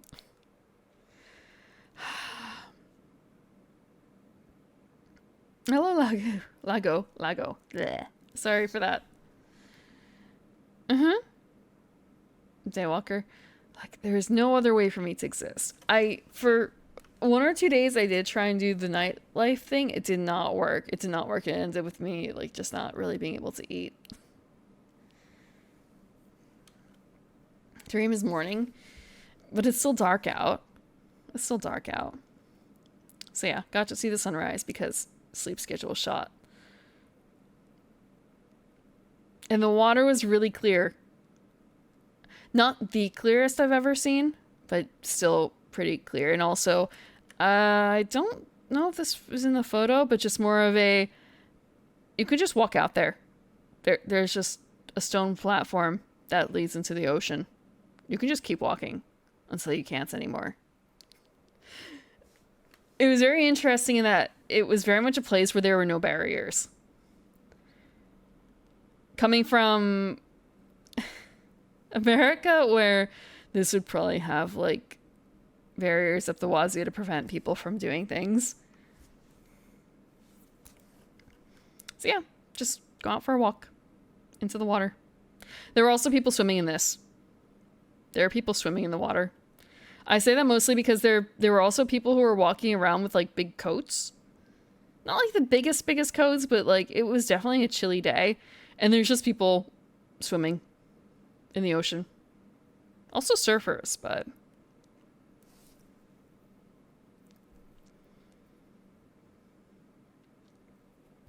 yeah, there were some other times in here where it was very much in America, there would be no way you could get away with this. So this is later in the day, but earlier in the day, around this area, I think I'm standing by a raised platform that has a little plaque that describes what the area is for. So this picture is showing a couple of fishermen, like a little tote, and fisherman over here, tote in the middle, and then there's a pug, cute little pug. Let me make this a little bigger. The reason I include this is because I don't have a photo from earlier, because I didn't realize until it was too late. So pug's just chilling. A lot of people have dogs, oftentimes off leash, especially when they're in an area like this where you have to go quite far out to go reach them. So I'm standing on a raised platform, and when I had first stopped by during sunrise, that tote was up by the platform. And it was just kind of oh, that's kind of weird. Who would leave a tote here? And oh God, what is it? There's something moving in it. The pug was sleeping in it. That's a pug bed inside that tote. They just left their pug, I'm guessing with a top popped, just to like chill up there in the warm, kind of away from the water while they went fishing down below. And then later in the day when it got warmer and I guess the pug wanted to go out for walkies or whatever, they let the pug just chill with them. Yeah, there was no one else around too. I just kind of walked up because I wanted to read what was on the plaque, and then realizing, oh, the guy's looking at me, and what the fuck is in the crate? Is this a little horror movie? There's a baby or something? No, it's a pug. It's a pug. It's a pug. Yeah. But I guess that's the way it works. That's the way it works. One thing I heard from someone who was living there is that Ireland is very much a place that loves its dogs. I saw a lot of dogs. All sorts. All sorts. Sometimes off leash, sometimes on. Not as many cats. I don't remember seeing any wolfhounds. I remember seeing some setters. And like terrier types. I don't think I have any photos of any other dogs in here. Just this pug. Mostly because it was just such a strange encounter to me. Hold on.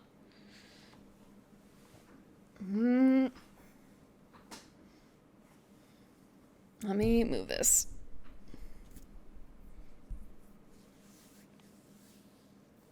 Okay. Hopefully this is better. Actually. More like this? More like this, maybe. Wait.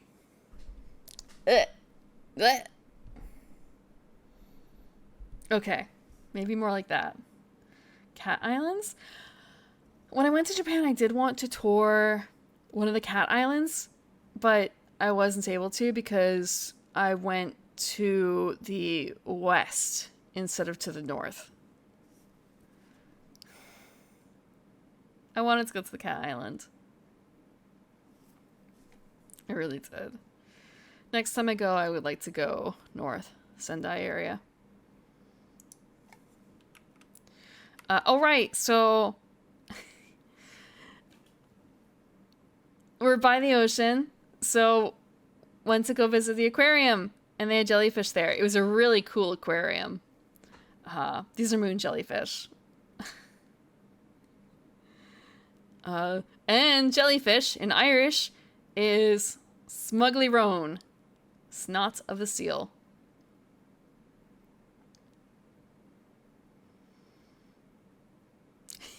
It was a fairly small aquarium in terms of size, but it was really well done. I think it's my favorite aquarium that I've been to. I've only been to like 4 maybe. This is the Galway Aquarium.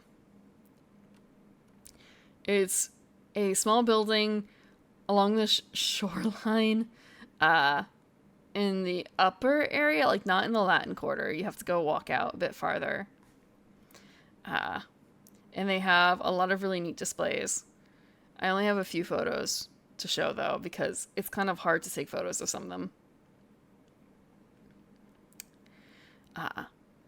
So they have enrichment for some of the critters, like dog toys in the water. There's also, if you've ever had I think it's a Kong toy, it's called. It looks like a bunch of balls stacked on top of each other, like progressively smaller balls to like create a little tiny tower, and it's hollow in the center, and you put like dog treats or peanut butter or whatever in the middle. They have one of those in the water too, in one of the tanks. Yeah, classic Kong toy. Then also this. I don't know what fish is in this tank. It was more so just say, dog toy? What? But they know best for the enrichment of their fishes. So they had displays kind of like this, where it was very much centered on imitating the type of location you would see the fish in, both above and below water, which was really neat. hold on. And another really neat thing about this is that there's no glass between me and this. Like, it was pretty open for the above areas when it could afford to be. This is another area where in America, people would take this as a touch tank and they'd be sticking their hands all over inside of it. You could theoretically pet the fish, but you should not pet the fish. Do not pet the fish. They did not have any petting tanks. You can see a stingray, I think, in here on the left. Like over here. They had a giant boat. There's some tanks back there. I think this was this was definitely another tank. I think this may have been a tank that was dumping water in because the fish needed it. Like it was the fish natural habitat type of thing. I actually kind of shrieked once when it dumped water because it was really loud and I wasn't expecting it. This is a huge tank, imitating their natural habitat. And I think, let me see. Oh, no, okay. There was one corner where there was a bubbler and I got to see one of the fish, a couple of the fish, basically vying to ride the bubbles. Is it Finding Nemo where there's that one fish who's like really obsessed with bubbles? It was just like that. It was like that. Yeah, lots of big cool displays. I do have more photos, but I had some movies too because I actually caught them when they were feeding some of the fish.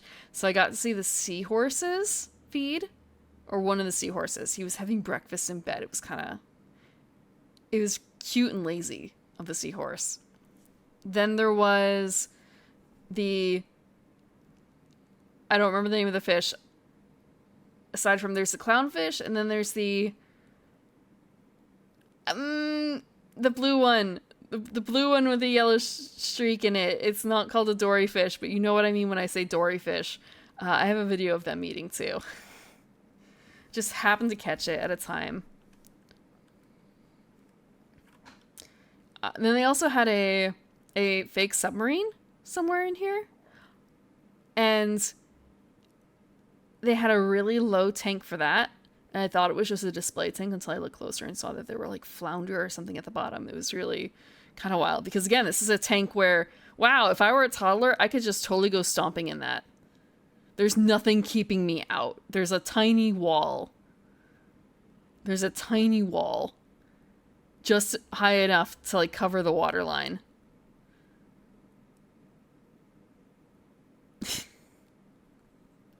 Blue tang. Okay. That's what those bluefish are called. Yeah. There's also an octopus. He was kind of scary. Mostly just because I don't think he was very happy to see me. I'm not certain why, but he did like this really wild... I say wild. He did a lot of like furling motions. It was kind of crazy looking. He just didn't look very happy. I don't... Maybe I can grab a photo real quick of one of the other tanks that really shows just how it was. Let me see. Or maybe it has it on the website. Let me check. Okay. Galway Atlantiquaria. Ireland's largest native species aquarium. They've got a video. Ooh. Can I just like pop this on real quick? I don't want cookies. Don't give me cookies. If I bring this up in something else. Because this shows a bit more of the building too, which is kind of neat. I don't... Okay, fine. I'll take the cookies. It's only a minute. It's only a minute. Once I remember how to do this. Blech.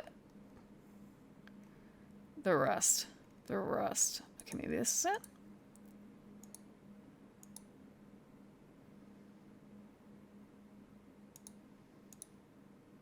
Do I not have... Okay.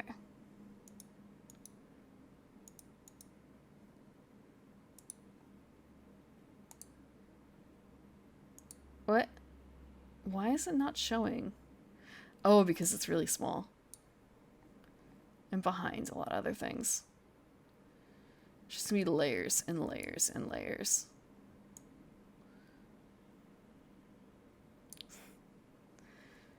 So, do I not have the audio?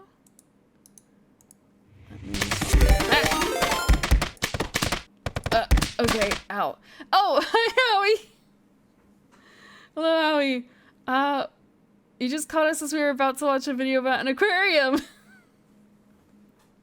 Thank you for the raid. Welcome to Moon Eclipse. For those who don't know me, I am the Evening Primrose. I'm a garden elf and I just came back from vacation. I went to Ireland. I went to Ireland. And I'm basically just talking about my vacation. And I went to visit this beautiful aquarium. That wasn't the only thing I did, but the most recent one. Dream location? It's a interesting place for sure. It's an interesting place. It can be very pretty. It can be very pretty even when it tries not to be.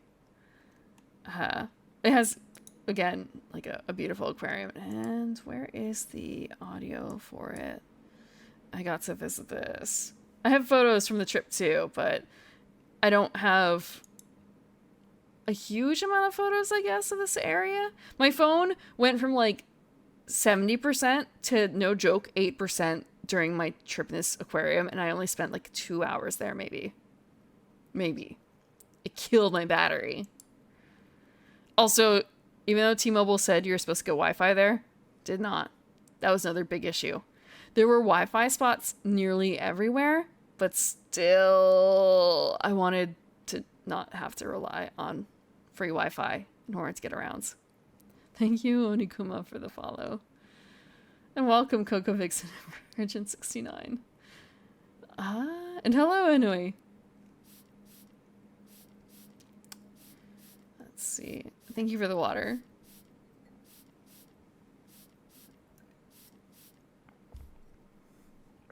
Okay, hopefully now this is gonna work. So yeah, look. Don't touch. That's just one of the splash tanks. Yeah, this is way better than a lot of the photos I took. But yeah, look! Look at that! You couldn't get away with that in America, could you? Someone would dump their kid in there. Look! Look!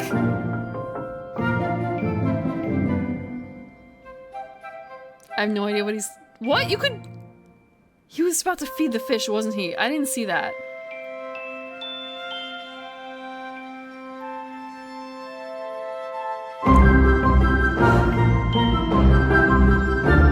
Oh, you weren't... I didn't get to feed any fish.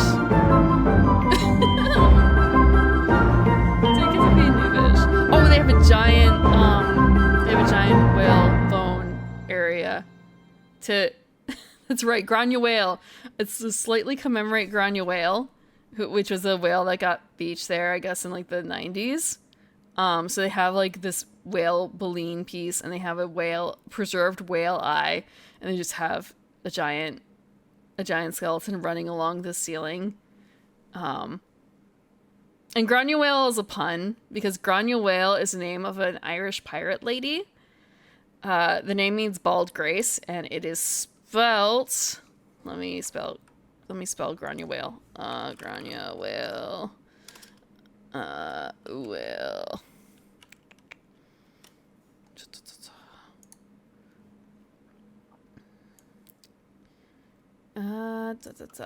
So this is Grania. Wait. Okay, there's a couple different ways you could write it. That's Grania whale. But,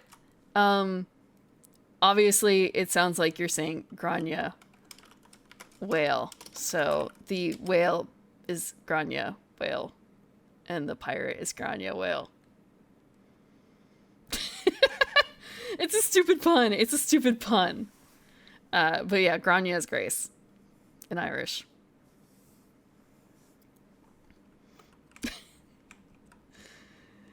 Grania is I feel like it's kind of an unfortunate name. One, because it doesn't look the way that it's pronounced to people who aren't Irish. And the name, the sound itself, like Gron, is not particularly attractive, I think, in English. And then there's the whole thing about Grania whale where it's spelled Grace.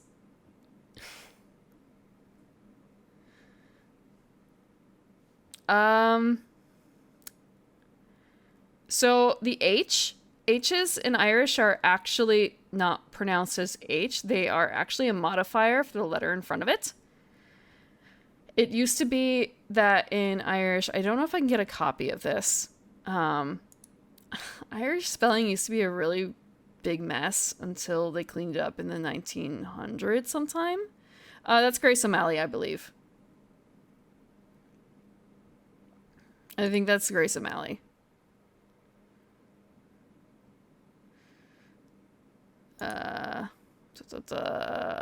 I could be wrong. Because again, I don't. Oh wait, I guess O'Malley. Okay, never mind. So there's a couple different ways you can write it. Again, like,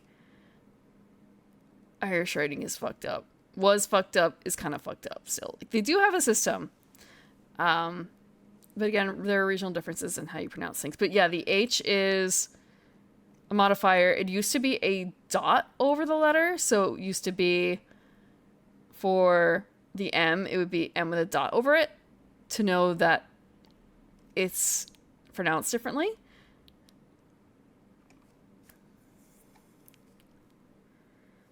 Yeah. There's also another rule of pronunciation where some things are silent because some vowels are silent because they're used as glide vowels, because if you want the letter pronounced a certain way, it needs to be surrounded by slender vowels as opposed to broad vowels. A and O, and I think U are broad, and I and E are slender. I think E might be slender too. I'm not certain. It's been a while. It's been a real long time. I say as I just came back from Ireland. I don't. Language is a fuck. Oh. I say that as if I didn't actually pick up a book. I don't know if I have a picture of it. Let me see if I can find a picture. I grabbed a cute book that I plan to use, and I've already forgotten. Let me see. Book I picked up. Oh no, it's too skinny. I have to unshrink it. Yeah, I think I have to unshrink it. I picked up this. I'm gonna teach my cat Irish. I'm gonna teach my cat Irish. It has such things as how to say hello, come here, leave it, stop in Irish. Naughty. Naughty is apparently Donna. Donna. I do not have a cat who can read backwards. You can also teach your cat how to say, do you want to play? Or, do you want to play Gaelic football? Donna. Let's see. I probably can't spell it very quickly because it does have a... Wait. I can borrow it. I can copy paste it. So it's more like this. Hold on. Let me double check. Okay, yeah, it's just one A. Donna. So pronounced kind of as the same as the A from Grania. Donna. Donna. Donna. So if you want to say, let's see, what else would you say to a cat? What else would you say? Don't scratch. Don't scratch. Na tokwish. Let's see. Oh, here's another really cute one that I did ask him. Let me see. Here we go. This is gonna take me a second because it's a bit of a longer one and it's not using some of the things I already know. Erwa lea barog. Do you want to cuddle? Do you want to cuddle?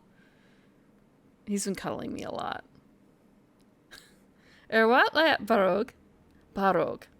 Bleh. Irish is difficult. And can you imagine how that's spelled based on the way I'm pronouncing it?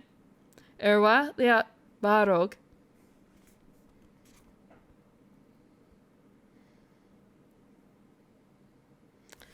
Well, I can do this one except for the O.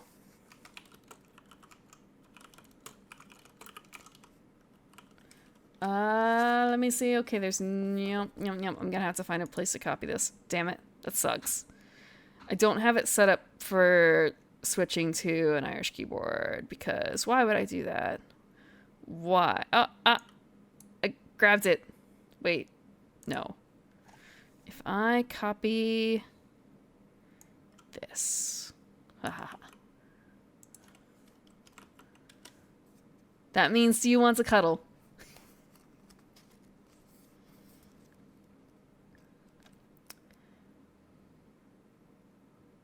Used to show that was before they cleaned up or after they cleaned up. It was not always that way. So there's old Irish spellings for things and there's new Irish spellings.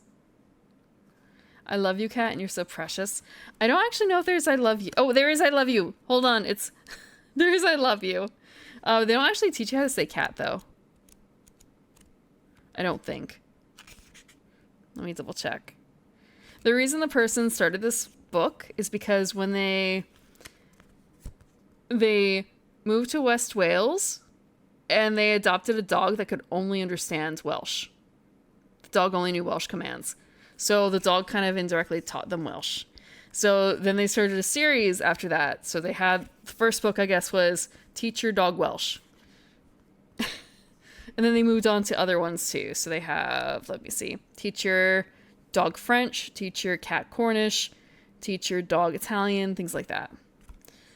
It's not necessarily a bad idea. I thought it was cute. So for I love you. Togra ugum gwit. Okay, I didn't do the gwit. Wheat. Like that. Fuck. Just have to blend it all together now. Togra ugum wheat. My accent's really bad. I came back with a worse accent. I'm sorry.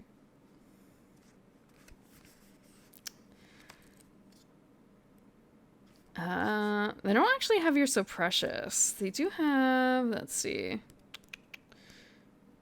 Let's see. Are you happy? Have you got enough room? Do you have a headache? What have you got? What have you been doing? Have you got a tummy ache? Have you got a cold? Where are you? I feel like I should be actually checking where are you because that is one of the things that I remember the most. I end up calling to my cat, like, Doko. Let me just double check that I'm not pronouncing, but saying this other thing right. Because it would be really embarrassing to say, yeah, I've been saying inappropriate Japanese to my cat.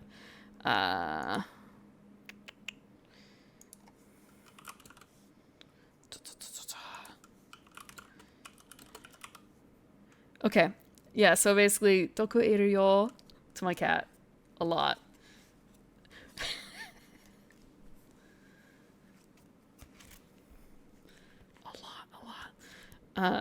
Let's see.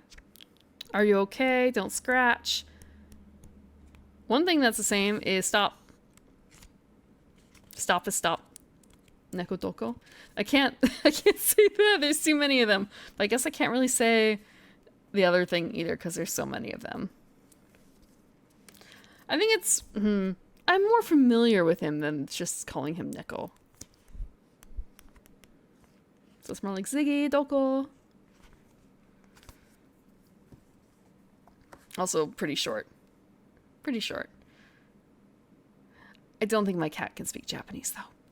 Unfortunately. What? Let me bring this back up.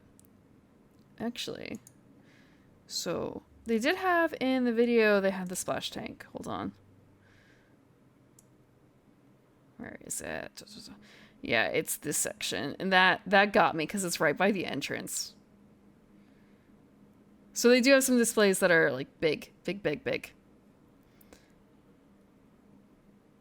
Oh, that's the fish or the moon jelly tank because it's round.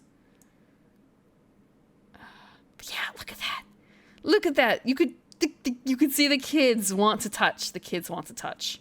They pine for the fish. Isn't my cat enough of a weeb? He's not enough of a weeb. He won't cosplay for me. He's not enough of a weeb. He refuses.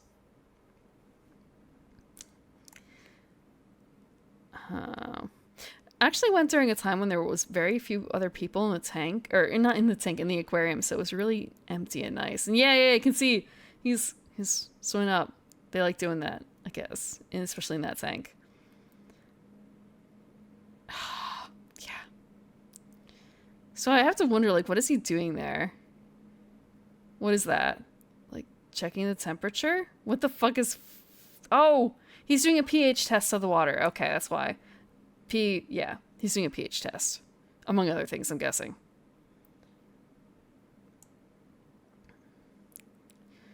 But yeah, I guess people can sometimes go feed them, and I wasn't there for that. But yeah, I actually did see all of these things at the aquarium. Like, none of this is a lie. I remember taking a photo of the spindly crab, a bunch of little fish, the clownfish. This tank especially too, because this is a another like big display tank showing you the I don't want to say natural habitat. I think this may have been like a salmon-ish tank or a trout tank. It may have been a rainbow trout tank, because it's not really their natural habitat, but it's what they have to work against now. No, they were not. In like the larger tanks, like this one, no, they were going right up. They were going right up.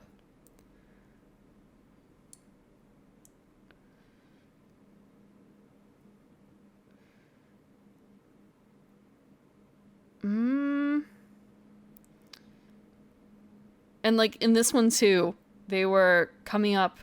Again, for this big tank, if it's the same one I'm thinking of, which I think it is, it was an absolutely huge tank, and they liked the bubble corner a lot, which was not especially viewable to us, but we could still see it. We could still see their heads poking up out of the water as they were like playing with the bubbles. But they were still like checking out people as they were coming by.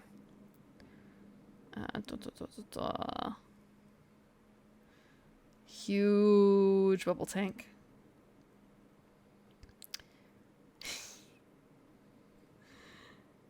Okay, this is the same tank as the like big one, I think, with the bubbles. So they were quite like this. There were a lot of different angles to view them at too. They had a large amount of partitions. What? Oh. This is a pog.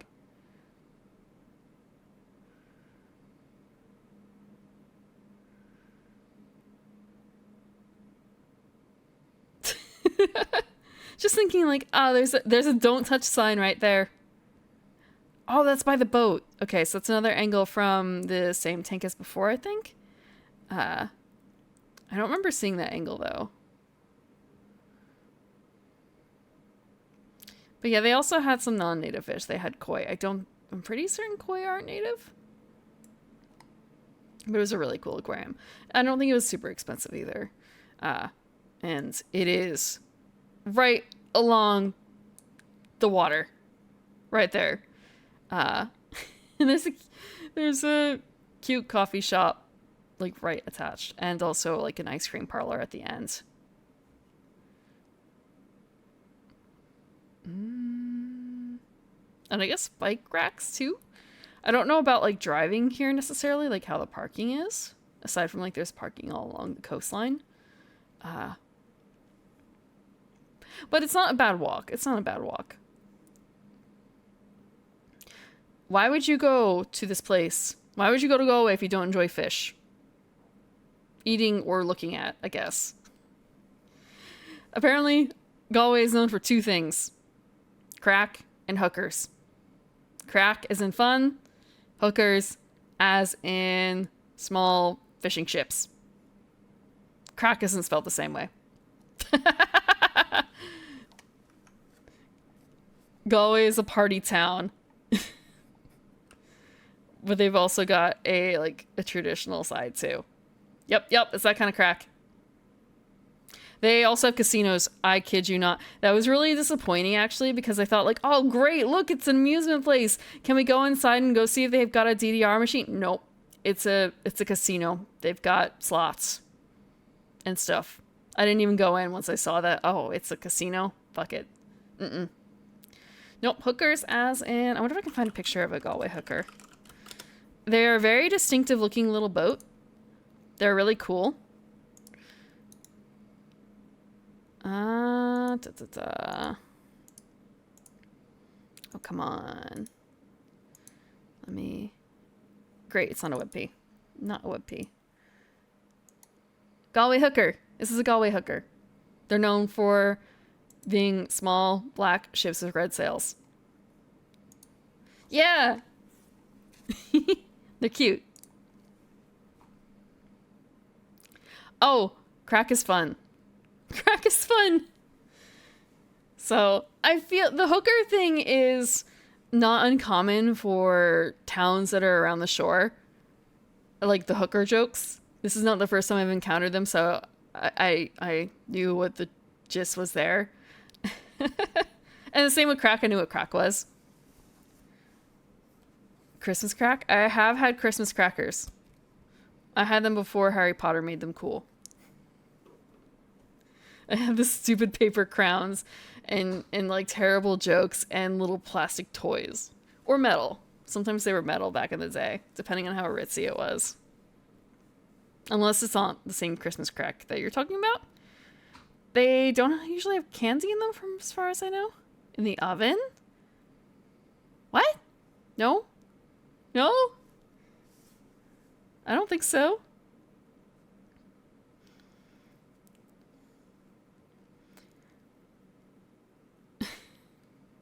I have no idea what you're talking about. So, yeah, traditional fishing boat.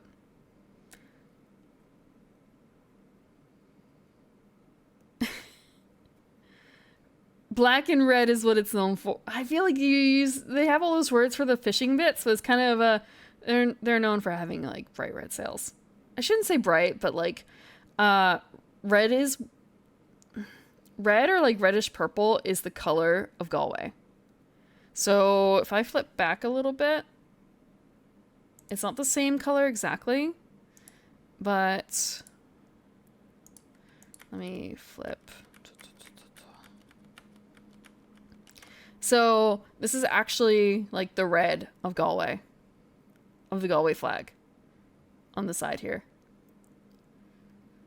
Like red and white. That's the color of their flag. And that was probably adopted from the... Oh, I went too far. Oh, because it's not even in here. It's just a picture. Yeah. It might be adopted from this. Bleh.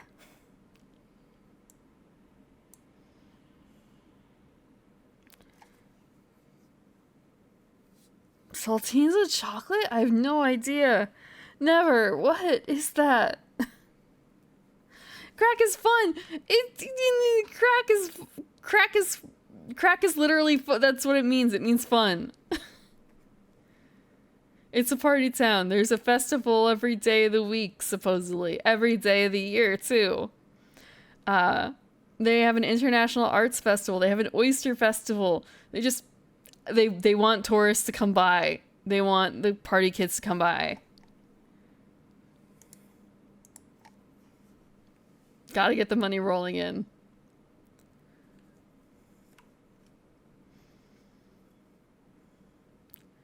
I've never had that. But I like chocolate. I like saltines. So maybe it wouldn't be so bad. So I'm gonna be skipping a little bit in between. Like, so Galway is the name of a county as well as a town. This has all been in Galway town.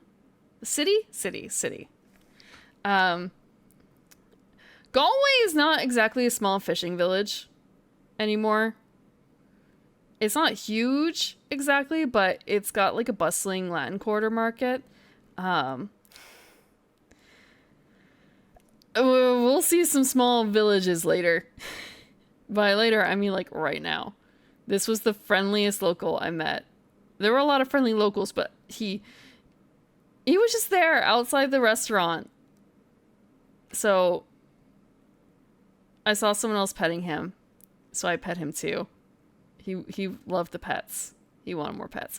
He's not even a guard cat. He's just like a watch cat.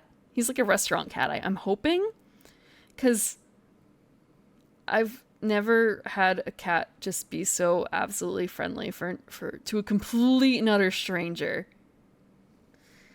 One brain cell. I met another orange tabby that I don't have or another orange cat that I did not take a photo of, and she was not nearly as friendly. She was scared, but she was a farm cat, so it was kind of she's probably not used to seeing people, versus this where he's a town cat.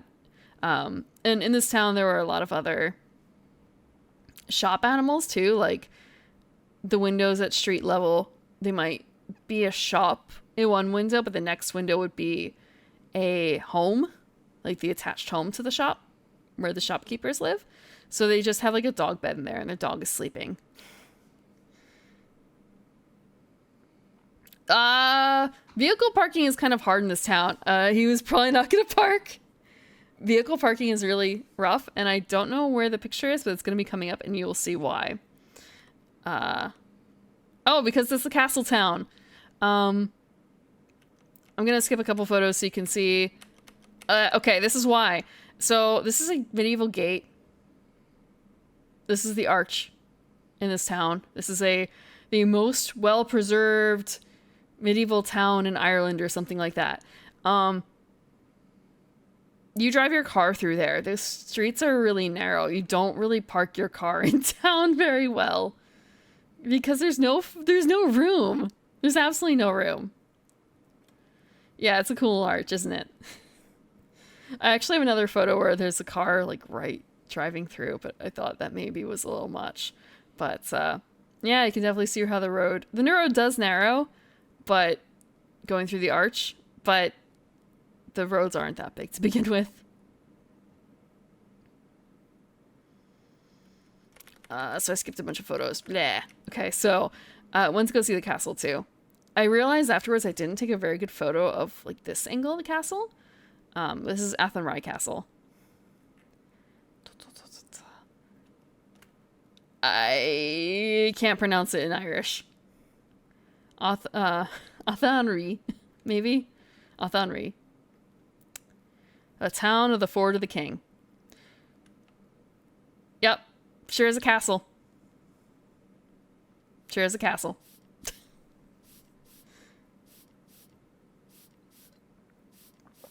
Yeah, tiny roads. I'm really glad I didn't drive because driving on the wrong side of the road, and also the roads are rather narrow, and people can drive pretty crazy there just because they know the roads and I don't. Yeah, it's not a it was a used castle once upon a time.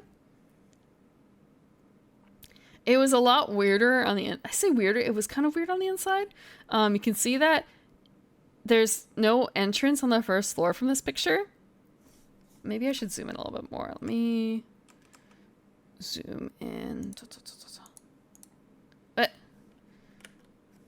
Okay, wrong side. Wrong side. If I enlarge a bit more. Yeah, so there's no floor, or there's no entrance from the first floor. You have to go up a flight. Apparently it makes it harder to attack. Harder to attack by doing that. Yep. There were also some very, like, narrow windows, as you would expect from a castle. There's also one of those overhangs with a hole that you're supposed to, like, use the bathroom out of, I guess, if you really can't hold it. Then there's some, like, broken walls and stuff on the side, and they had a bunch of displays. There was, like, no one here. There's like, no one here. Oh, some kids did arrive later. I think they were on a school trip or something. They were, like, shooting out arrows. So this tower, this castle, got destroyed in the 1500s, I think? It does say somewhere in here. In one of the descriptions. So it was built in, like, 1200. And I think in 1500s it got fucked. Yeah.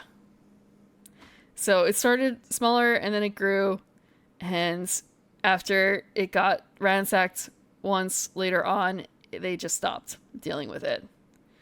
And they just kind of let it molder. But no one tore it down. So that's why it's the most... No one cared about this little town. And the town, I guess, didn't really care about it, but didn't destroy it. So that's why it's the most well-preserved town. Or something. So yeah, second floor entrance, great hall. I don't think I have a photo of it exactly, but this is the attic. There were like 3 or 4 floors, and this is the top floor, and you can see the areas you can shoot out of. And I took photos through them, and it was kind of a wow, I can shoot someone's car from here, theoretically, like their house. So that was kind of strange. There's just this right around someone's house. Okay, someone's complaining. Then there's also like a tiny little fake castle. I don't know how old this portion is. It's basically in like a park adjoining the castle. So it's not part of the castle proper, but it's kind of a tradition to take a photo here, so I did. And it's actually kind of tough to get into because this is a staircase to get in. It's quite narrow. So this is usually like a children's photo shoot area, to be honest. Usually, but can still make it through. It's fine. I fit. So it's actually a bit raised off the ground, like on the interior.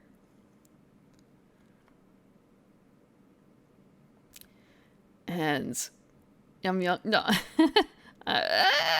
Not super young, but also not old. I have half-elf nephews, and they've also been here and taken the photo. It's a young person's game.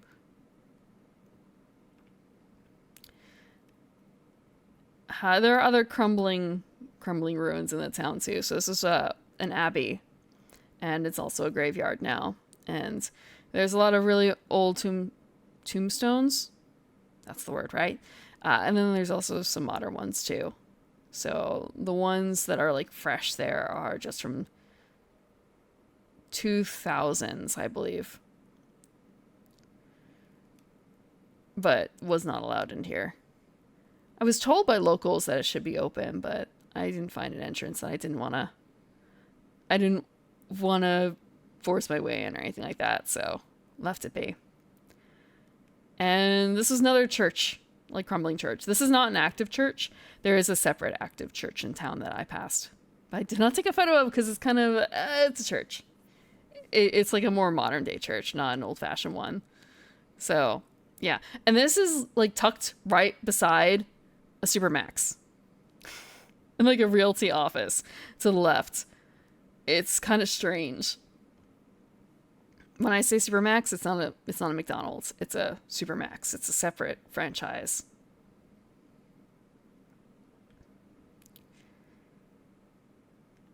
The arch again. You can see some other buildings to the side too. Oh, I guess I didn't quite crop out the stop sign on the side. I don't remember what's up next. Praise the arch.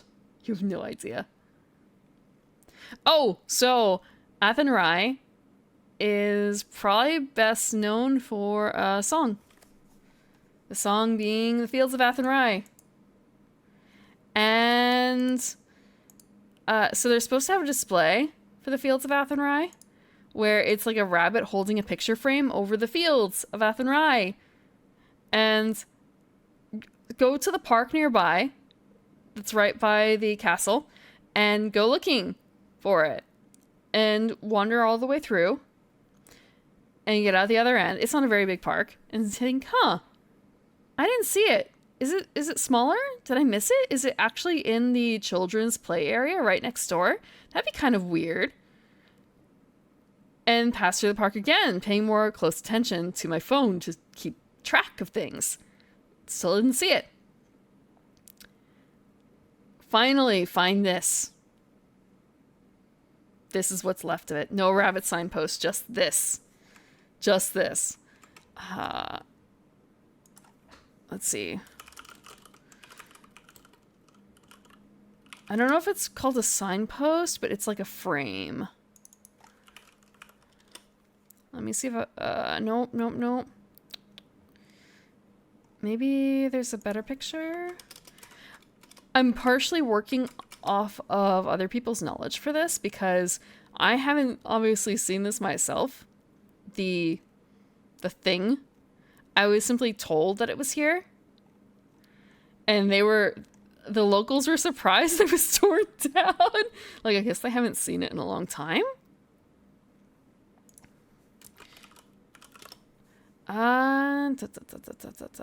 Okay.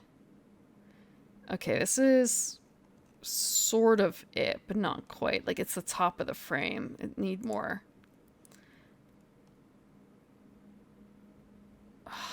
I think it was a rabbit that was holding it up.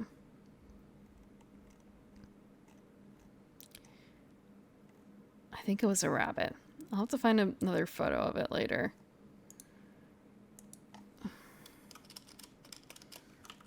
Because if I just look up Field of Athenry rabbit, it's not going to show up, right? I guess maybe if you look up Google Images, it might show up there. But yeah, there's supposed to be like a picture frame that you could take a photo of you hanging out by the Fields of Athenry. Which is kind of messed up if you know the song, because the song is all about a man who is in jail and about to be sent off on a ship because he stole food to feed his kids.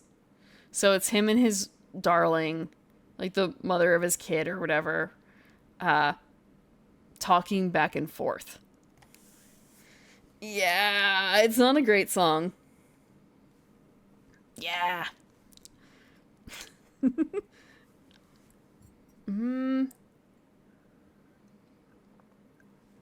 But it is the claim to fame of this town being in the song.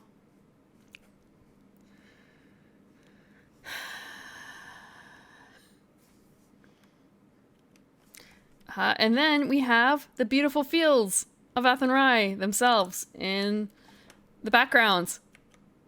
Yes, the beautiful fields.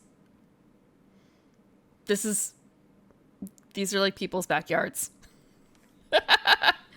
And a power line, of course. This is basically, yeah, it's a field, whatever. You can see it from here too, like the picture frame will be just showing this. Excellent. Just what you always wanted, right? When you're taking a tourism photo. It is not the nicest field you're going to see today. That's going to come later. I got better photos. Also, so Fields of Athenry. I got a story out of it. Yeah. No rabbit. I'll have to go back to see if they ever put it back up. Actually, maybe I'll ask next time before I go.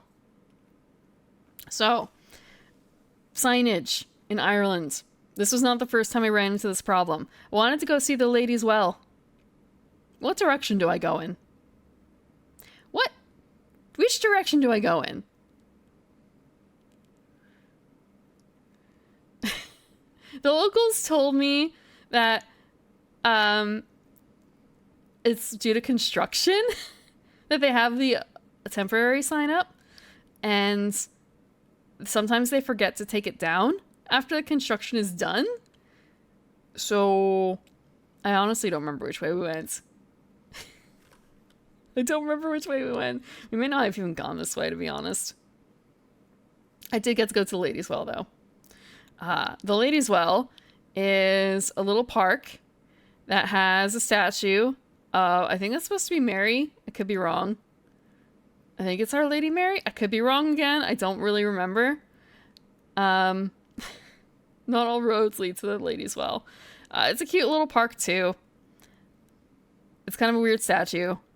And the big deal about this is that there's a well, and I guess it's blessed every year by a priest or something. Don't drink the water. There's a sign.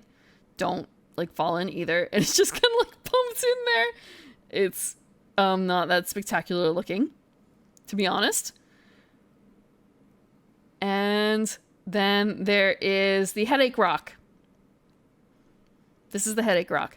If you suffer from headaches, you are supposed to walk around this rock, I think it was 9 times, and your headache should go away.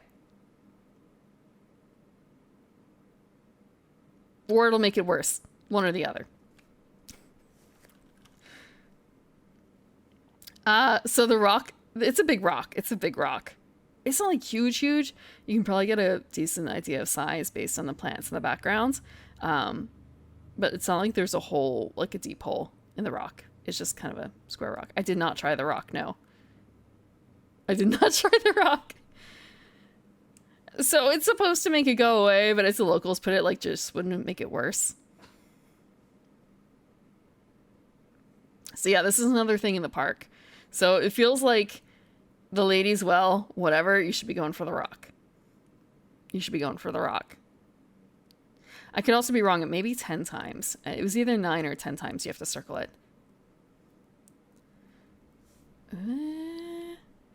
So we were talking about nice fields and stuff. So while I was out and about, I also got to see some really nice sights. And also some animals. I got to pet the cow. I got to pet the cow. There's a lot of cows and there's a lot of sheep and also a surprising amount of horses, honestly. I don't remember there being that many horses.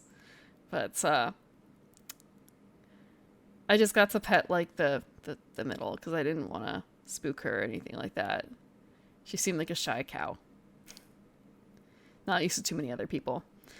She was a mother too. Her baby was being fed right next to us because I guess she was a troubled calf.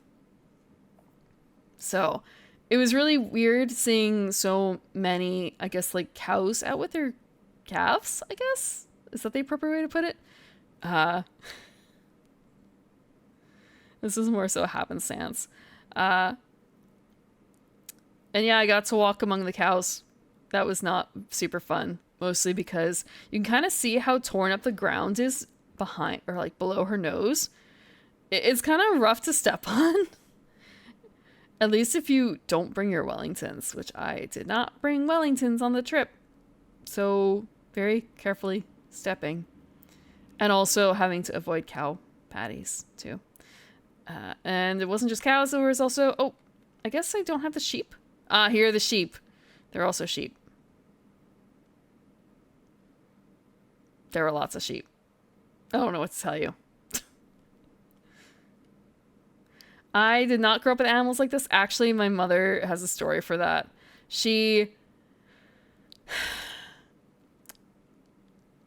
I was born under somewhat different circumstances from the rest of my siblings, my older siblings. So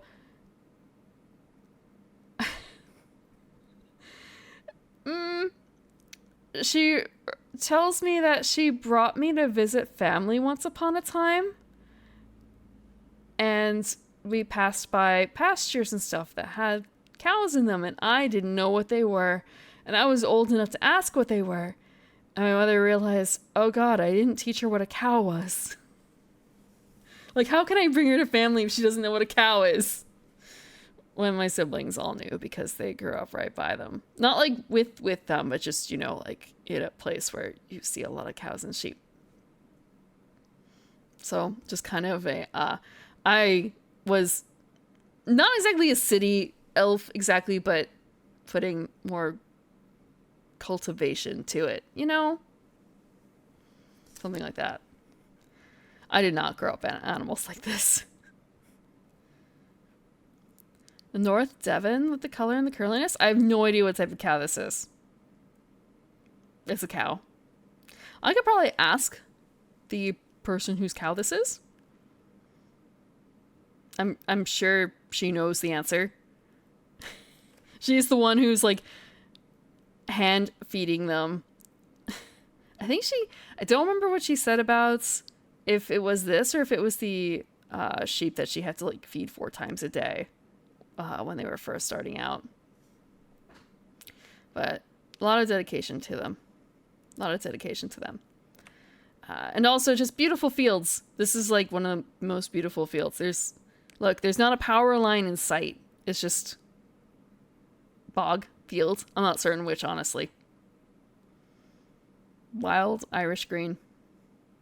Actually, I probably shouldn't say wild because there are cows probably like right over that mound. There's always cows. There's always goddamn cows. You can't escape it. And I will show you why in a bit too with that. Hello, Zerk. Hope you're doing well. The sheep. So I don't actually have a photo coming up like right now for it, but I swear there's some later photos where you just turn around and there's a fucking farm. So visited one of the famous castles. I can't pronounce this. I think it's... Actually, I don't know how to pronounce it. It's unpronounceable. No one knows how to pronounce it anymore. Dungar? Maybe. It might be that. Yeah, Dungar. I'm sure people know. There are definitely people who can say it. I just forgot how to say it. This is like one of the, I guess, famous pretty castles when it's a nice day, but it wasn't a super, super nice day. And you can walk all around, you can walk inside, but all I have is like a shot outside. And you can see it's a very popular tourist destination with all the people here. And it's right on the water. It's right on the water. It's also rather small. Why do they have to put so many farms in all the empty space? There's a...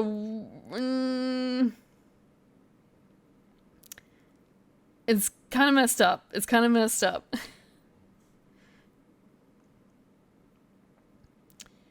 There used to be probably more farms, honestly, but with the famine, a lot of things got wiped out. And there's just a lot of empty space that you can just like shove cattle into and they'll be fine for the most part.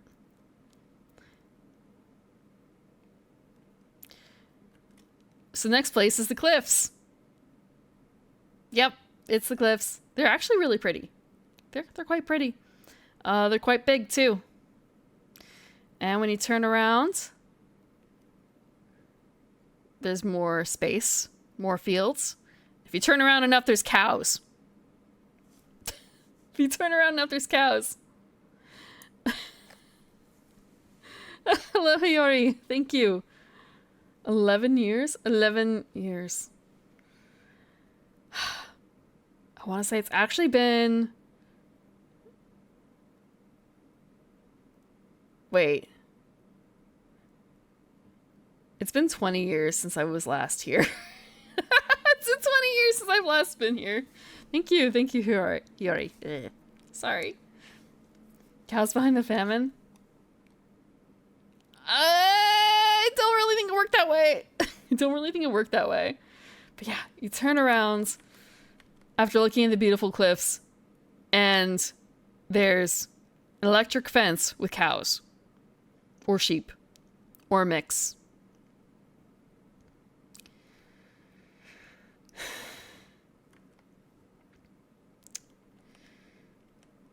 Oh, there's also a rainbow. And also there were tons of midges. I could not get a photo without getting those in there. So yeah, if you go to the field, or not the fields, if you go to the cliffs, be prepared for this. For midges. But also nice, maybe rainbow in the background. There was some talk about the islands across the way. I don't remember what it was. Islands. You're here for the cliffs. The cliffs do look lovely, but there's only so long you can really look at the cliffs. And so, also, we've been playing Folklore, right? On Wednesdays. And there are cliffs there. And it was kind of, it wouldn't be these cliffs, right? That'd be kind of, they look too small. Well, have I got news for you? Okay, I do have news for you in a second. This is another example of like, hey, it's the cliffs. Like you're walking along the edge of the cliffs and then there's an electric fence and then just a sheep paddock, like right next door. Don't touch the fence wrong. You'll get shocked. So, the cliffs. Folklore. Doolin. This is in the cliffs. Like those fences are alerts to let you know, like, hey, if you want to walk along the cliffs, go along this path. The cliffs are right over the like bricked area. You can also go to Doolin. How did I find out about the fence? There were signs. There were signs every now and then saying, do not touch the fences, electric.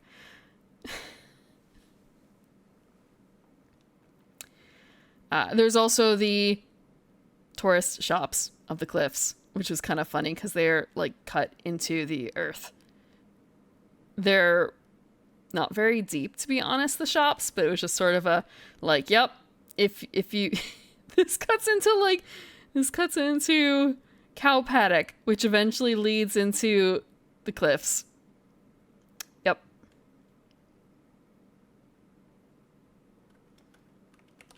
Yeah, so everything in Ireland is written in English and also in Irish.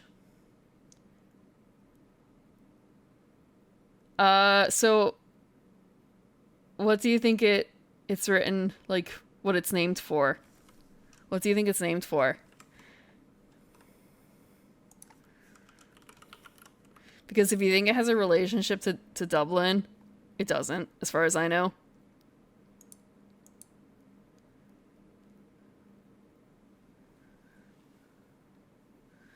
Okay. Because, like, the Irish for Dublin actually doesn't seem to have any relation to... Okay. So the modern Irish, actually, for Dublin, what it's currently called, has nothing to do with Dublin. What Dublin itself is from the same thing. Yeah.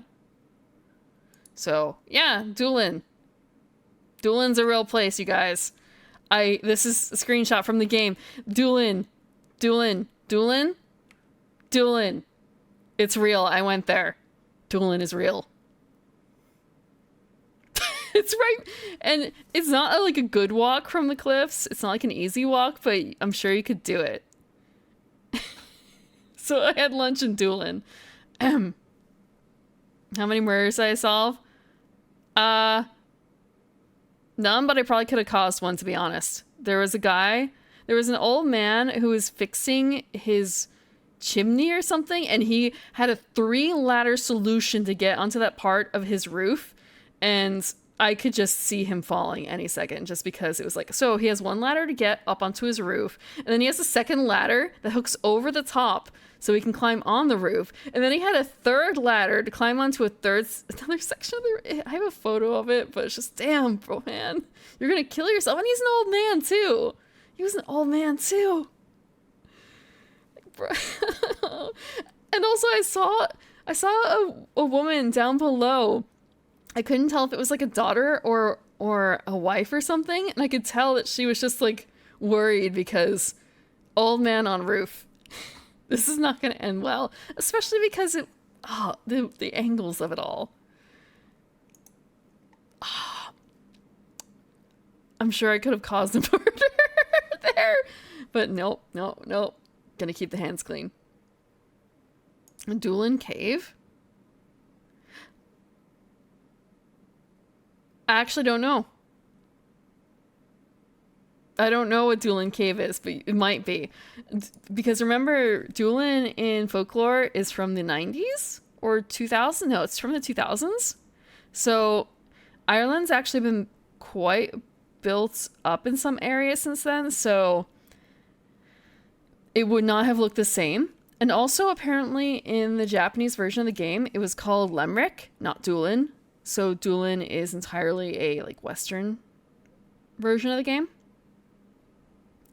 So I'm not certain if it's a case of the people who translated it chose Doolin because it sounds more believable than Limerick.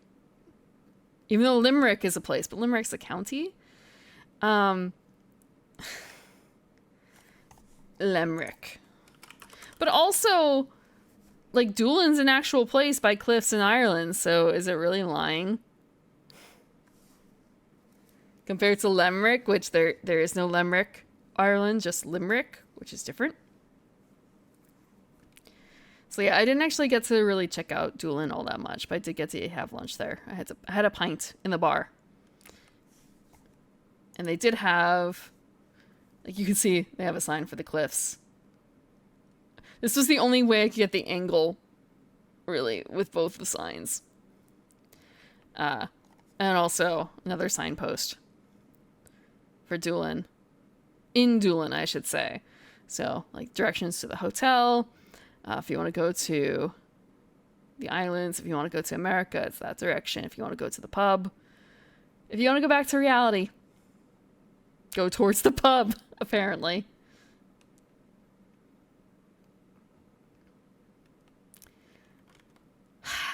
Doolin. Right, so I didn't actually know before this trip that Doolin was a real place. I thought it was a made-up place for the game. And the way I found out that it was real is because I mentioned to some of the locals in Athenry about the game Folklore set in Ireland and how it's around a town named Doolin by the cliffs. And they're like, oh yeah, Doolin. Yeah, that's right by the Cliffs of Moher. And so it's kind of a, what? No, but isn't it fake? And they're like, no. I explained a little bit more about how there's a netherworld and fairies in the game. And they're like, oh yeah, in Doolin, they sure do like their fairies. They like their stuff. It was just sort of an, what are you doing agreeing with me? And they told me the story about how further south there was a fairy. This is a story that's probably may have heard. They were planning a big road, and there was a tree, a fairy tree, that the locals wouldn't let anyone cut down. So they had to actually work the entire road around the tree. And then some apparent local lads went and cut down the tree afterwards anyway, so it was all for naught. The game is real. Yeah, apparently Folklore is not fiction, you guys. It's real. Also, see cat. Oh, you can't see it in this photo because I cut it out. Give me a second.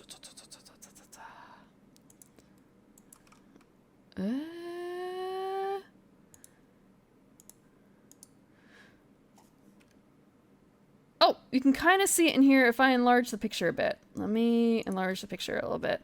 If I can. That's the wrong window. The wrong window. Okay, not here.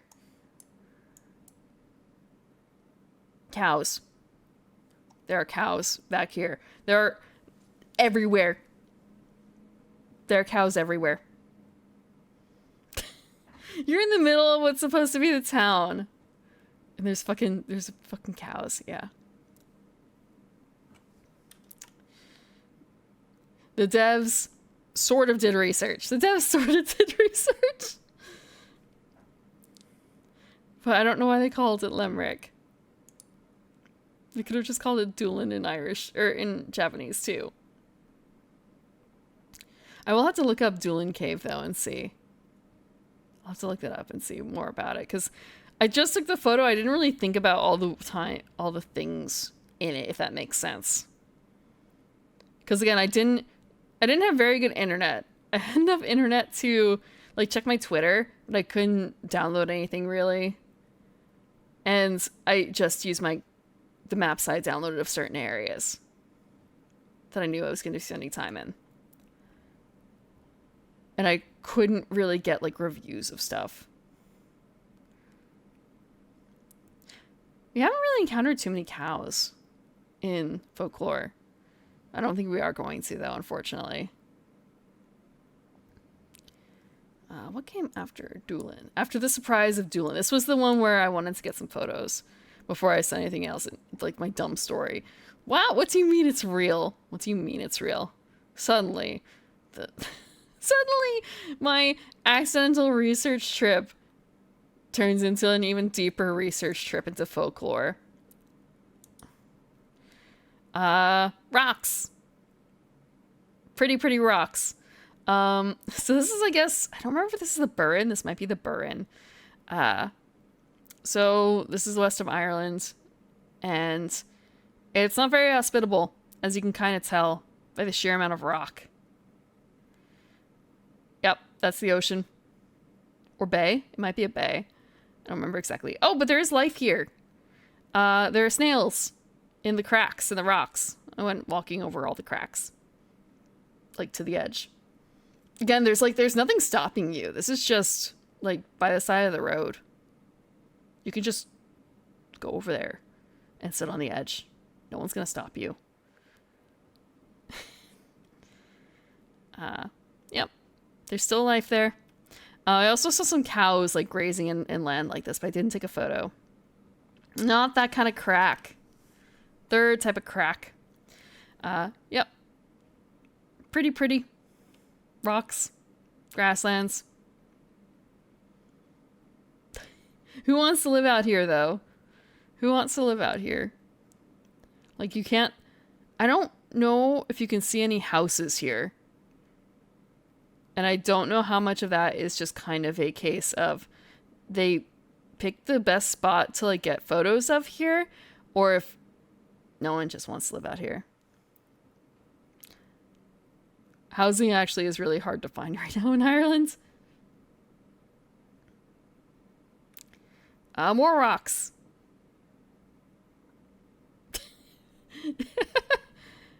They had a special name for the like big rocks that were sitting on top of the ground rocks. I don't remember what the special word was though.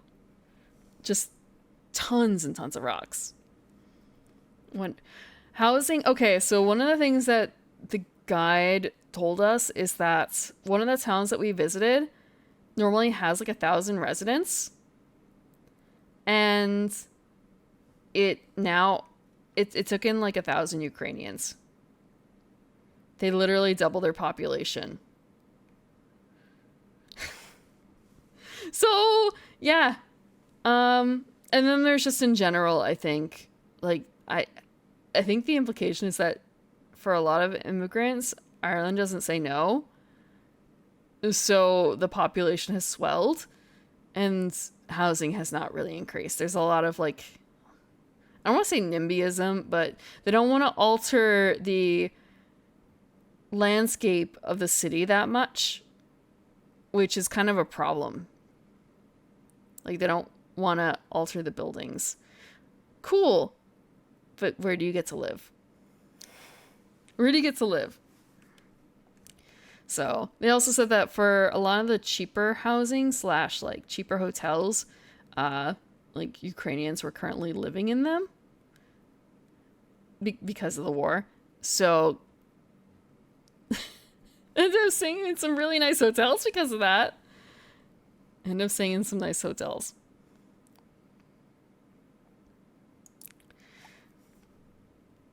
More rocks. Actually, I think I'm trying to remember. There was oh, right. For the Alwi Caves, one of the people who was it the Alwi Caves? I think it was the Alwi Caves. One of the people who was working there, I think, was a Ukrainian refugee. Wouldn't be surprised if some of the other people that I met along the trips were also refugees.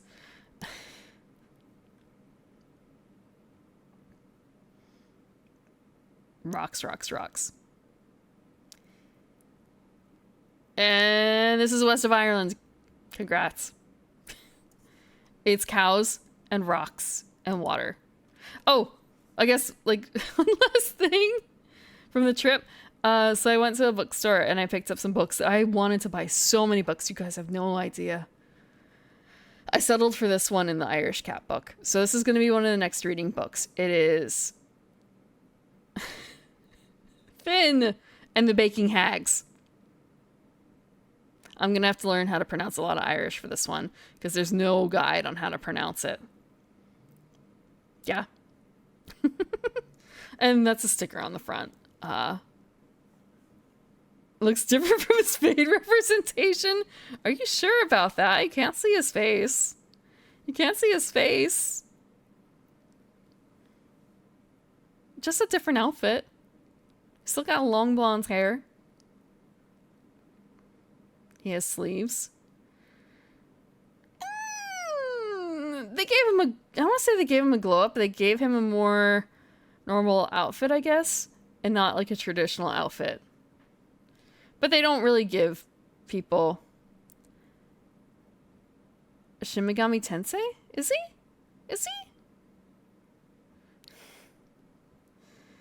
But for those who don't know, Finn is a classic Irish hero. He is said to have...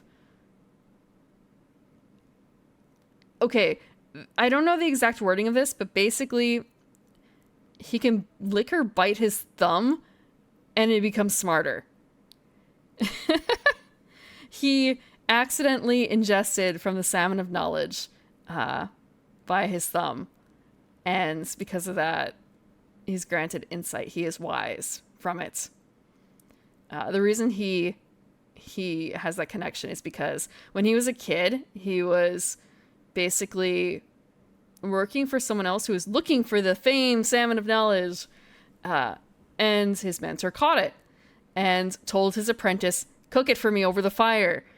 And while he was cooking it, he burned his thumb and, like licked it, sucked on it to like quell the burn. And he ingested the salmon oil, or the salmon like stuck to his thumb from the burn.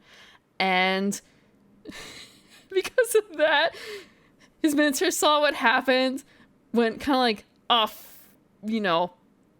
fuck it. I messed up. I shouldn't have done that. Just eat it. Just eat it, kid. So I think he got the rest of it. He got the rest of it. He's the smart one, supposedly. Mm-hmm. Yeah, that's his old name.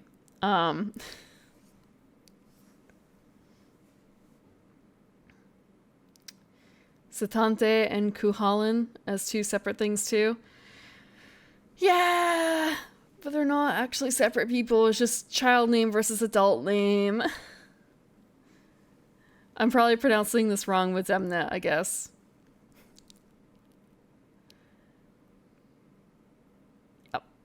Yep. He got his wisdom from a burn. But this is I think it's a completely fiction story told by an Irish writer. It's not like a very thick book. I think it's definitely less than 200 pages. It might be more like 100. So I don't think it's going to be a difficult read, except for the fact that the names are going to be in Irish, and I am going to have to read it first and take notes on how to pronounce things, because damn.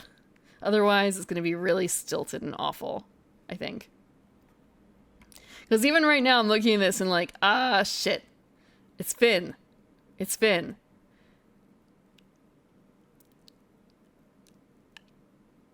It's not Cumhale. It's not Cumhale, but it's... Because it's... Fuck.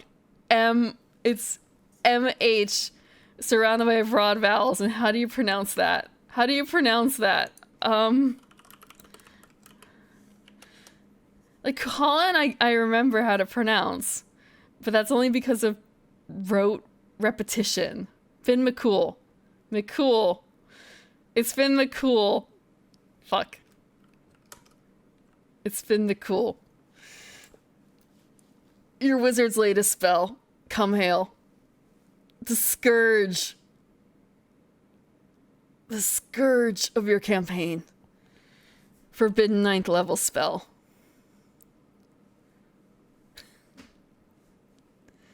Yeah. McCool.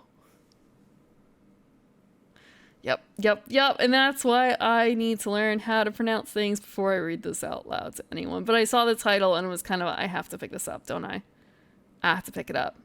And I kind of wish now I had picked something shorter so I could read this right away for this upcoming week. But it is what it is right now. Unless I interrupt.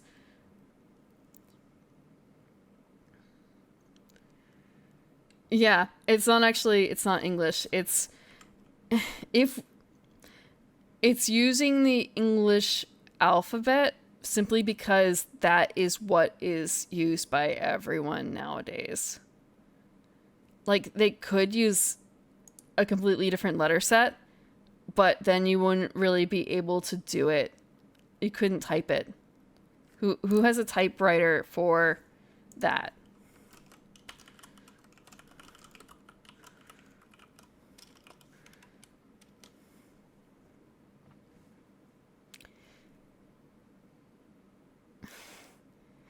You could have it. So you remember that rock? You remember that rock with the notches? All the way back at the beginning?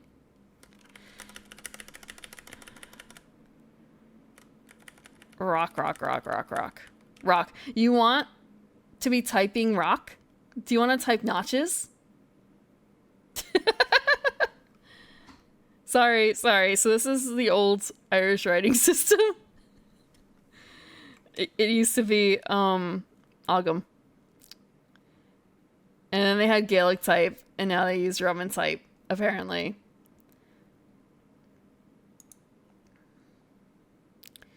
So the Irish lettering looks fairly similar to English, but not 100%. You might recognize it as, oh, I've seen some pubs with this fancy writing on it. Let's see, do they have it? Yeah, they do. Okay. Let me see if I can get the...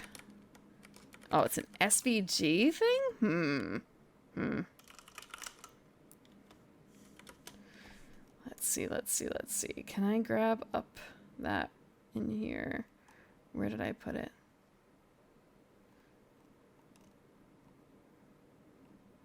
Where did I put it? Do I have it up?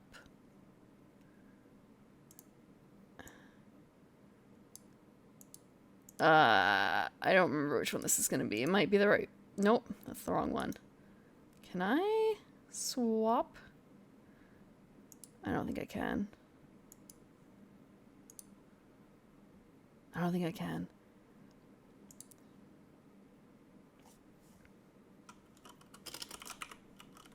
Find to add a new thing. A new source. Once I find the correct item. There we go, and that's going to be impossible to read. Unless I have it over a clear, or like a good background. Maybe I have something I can toss it over. Did I just take a photo? Okay, I have a photo of the sky. Excellent. So here is your, this looks like a, what's the word? Inspirational poster. That's Irish. That's like a Irish lettering. G looks really funky, right? G looks really funky. And there's some letters missing. And so you can also see the dots over consonants thing instead of the H.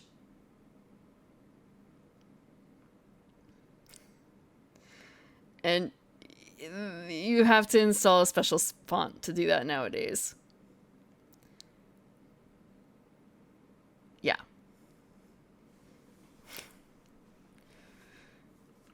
So you could be doing that, but they're not doing it because who actually has that?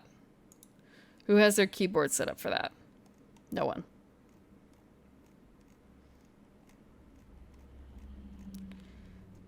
And yet, here is the here's a guide to how to pronounce Irish. Oh. It's a big list. With exceptions too. I don't think there are that many exceptions necessarily, but there are still exceptions. But there are some funny looking things that turns out to be a lot simpler to say than you would think. Like, wheel. I don't know if they have I don't know how to spell it. It's in my book though. It's in my book. Hold on. Okay. Let's see.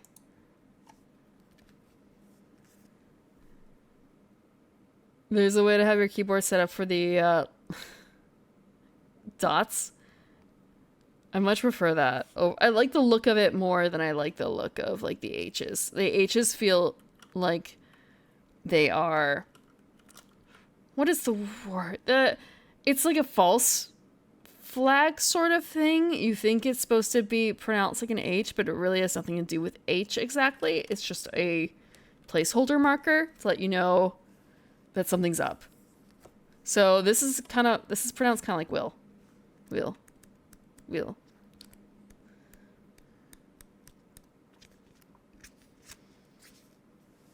False cognate? I think so. I think so.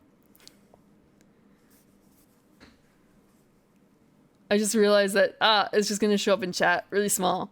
But yeah.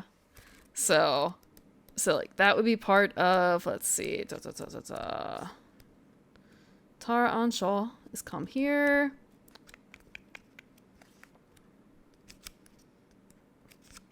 Are you okay? Unwil to igart. Gjart? Gjart. Unwil to igart. And that's another one that doesn't quite look the way it's spelled, because there's a C in there. There's a C in there. Yep. Irish. It was a pretty country. Best boy. Oh, I still have the Irish over it. I still have the Irish over it. I really do wish the book had a way to say, like, cutie. What is Irish for cutie? Or cute? Is there, like, a noun cute? I would not trust Google for that one. There are some better dictionaries.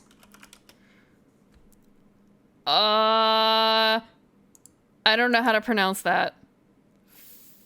Frick. So I don't also know which one I should go for because I don't understand the thing of it. There's 2 words for it. But maybe this one has it. Maybe this one, nope.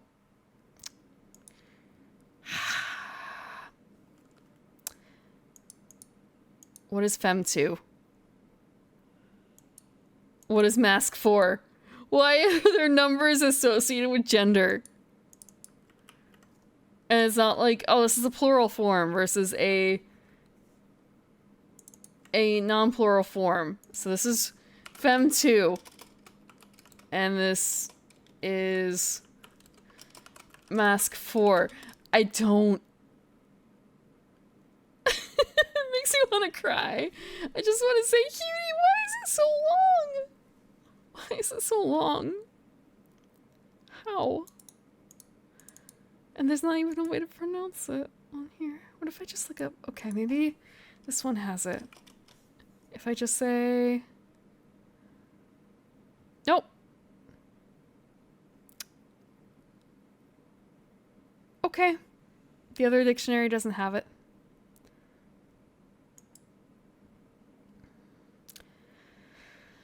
dictionary doesn't have it.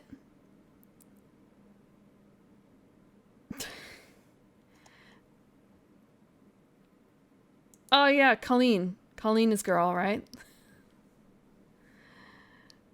Which is kind of funny because Colleen is a girl's name in the US spelled differently, but it's pronounced roughly the same. Yup. I know how to say a few things. I know how to say boy, girl. I know how to drink whiskey. not I know how to drink whiskey, but I know how to say like basically like I'm drinking whiskey. And a few other things. I know how to say like milk. The noun, not the verb. Yeah. Google also, they probably wouldn't have it right. I feel like I should have asked some of the locals because they did ask me if I knew any Irish, and there was I think they tried to tell me to sit down or something like that, or like come in, but I don't remember what it was. Yeah, Ireland was fun. It was a nice place to visit. I will probably be back. I don't know when. At some point. Oh, it's so hard to not just stay and pet the cat the entire time, though. But who knows? Someday in the future. There's other places to go. I want to go back to Japan. And I haven't been to mainland Europe yet. Someday.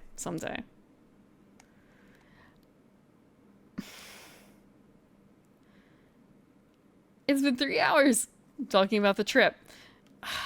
3 hours. I think I'm gonna end it here. I'm really glad I brought my drawing tablet with me so I could at least do this. I want to do a few more doodles too, but this was all I got done. Yeah. Oh, one more thing that was really strange. So the flight in, not a single child. It was actually really nice because there was no one sitting next to me, so I could just kind of like put my stuff there and have a nice comfy trip. The way back was jam-packed, and there was a single baby on the flight, and it was behind me. It was the seat behind me. The parents did a pretty okay job of keeping the baby happy and quiet, but there was definitely like an hour where it wasn't okay. It was not having fun. But at least no one vomited as far as I know. But yeah, the average age on both the flights was like 50 in human years. Everyone was so old. It was so old. No, I didn't have ear canceling headphones. I was packing relatively light. All I had were earbuds.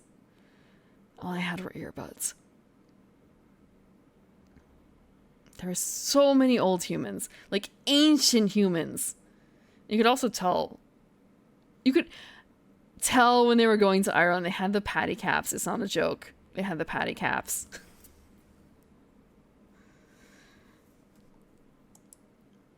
But I guess young people don't really visit.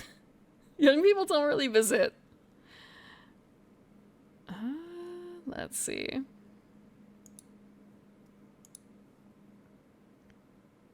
Who is up and about at this hour? It's quite late, isn't it? Actually, it's not really that late.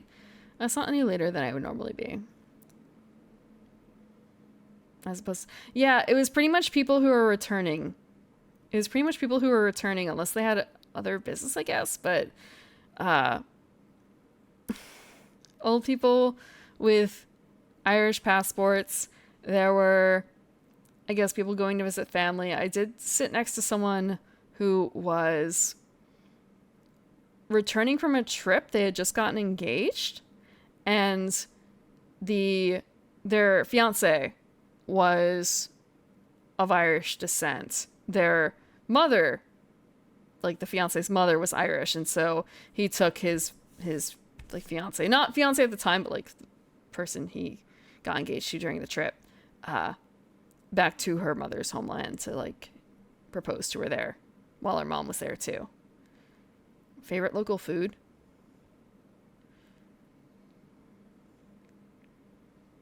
Let me check something real quick.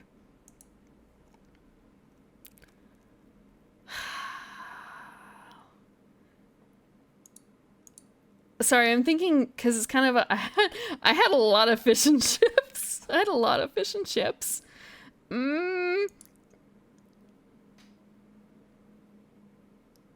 Cider doesn't count as food.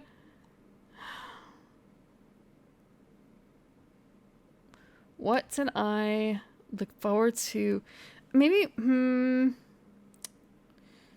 maybe if I think of it more of a different way.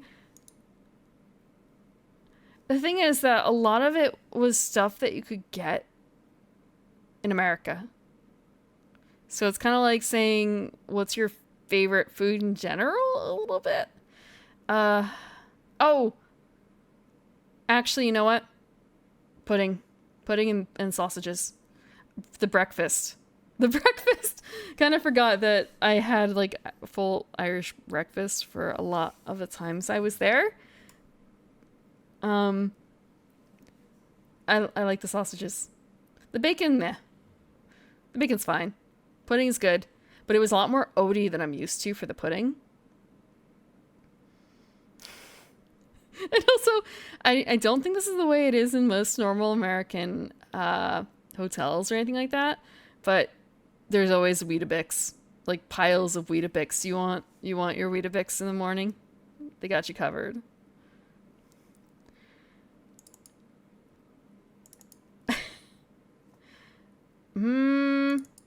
What else? There was yogurt that was a little different from American yogurt. I had some really good fish, like in general.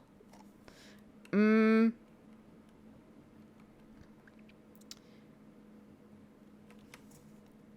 see. But that's kind of covered by the fish and chips. I really like brown bread, but it's kind of a...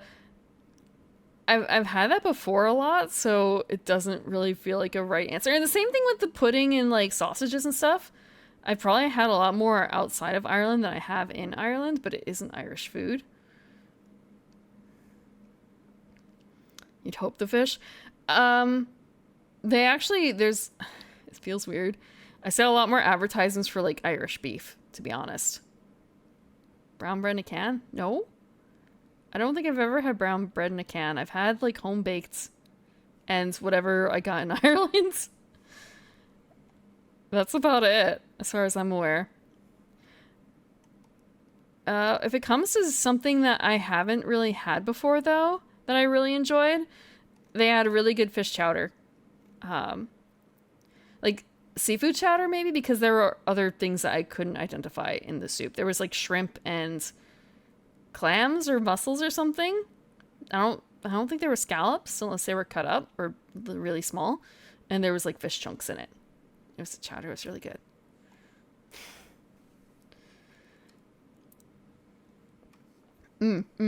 Because I don't really think America does that. There were also like vegetables in it too. There were bits of onions and bits of carrots and other things in there, but it's not.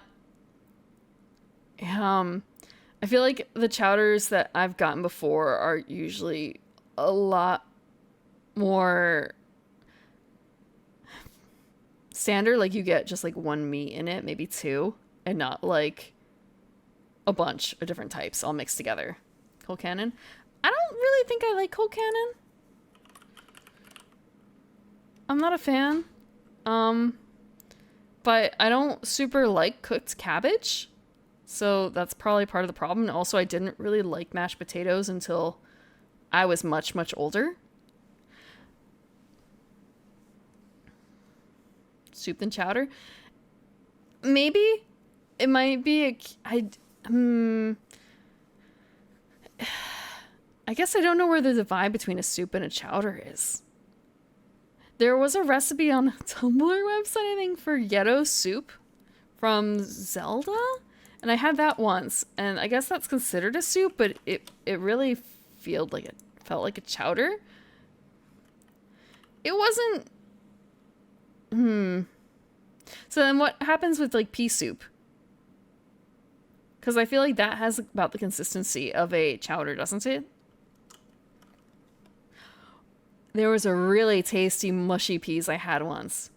Some of them that I had along with the fish and chips were kind of meh, but one of them, they added like mint or something to it and a ton of salt, and it was really tasty. It was the moment where it's like, so this is what they mean when they say mushy peas. This has to be it.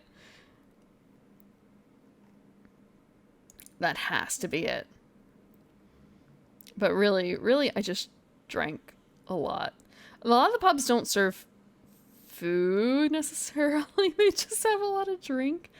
Or rather, like, the drink is the main feature and the food is kind of an afterthought. Like, they'll keep serving you alcohol, but the restaurant's cut off early. Okay, maybe I made the... Gourmet Gaming? I think it was the Gourmet... Yeah, it was the Gourmet Gaming one. I made the Gourmet Gaming tumbler, soup once upon a time. With, like, the carrot tops and everything included. It was a lot of effort. It had goat cheese and smoked haddock and pollock and a bunch of other things in it. And it's kind of is that a soup? Is it a chowder? And like looking at the Yeto soup from the game too. It's a question. But it was all mixed up though, the thing is. Like I've had mint jelly and stuff on lamb, but it was well mixed in with the rest of it.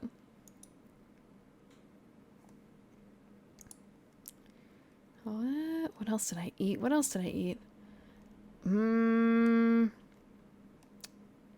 A lot of coffee too. There were a ton of coffee shops. Actually, the distillery in Galway is a coffee shop until 4 o'clock, and then it opens up into a distillery. And when I first arrived, it was not 4 o'clock, so it was kind of just walking into a coffee shop and not realizing it until I was already up at the bar looking around like, hey, where do you order the alcohol? And it was a little too late to back out, so it's just like, fine, I'll have a coffee while I wait. It was a good coffee, but I was there for the alcohol. I was there for the alcohol. I only actually got to try like 4 drinks. 4 ciders. I don't drink beer, so. Or rather, I tried beer, but I didn't really like them. It was just trying. I had Bulmers, which is Magners. There was Rockshore. There was, I think, a Rockshore Blood Orange, too? Oh, 5. Because there was also a ginger beer, and then there was a Carlsberg. No, wait, was it not Carlsberg?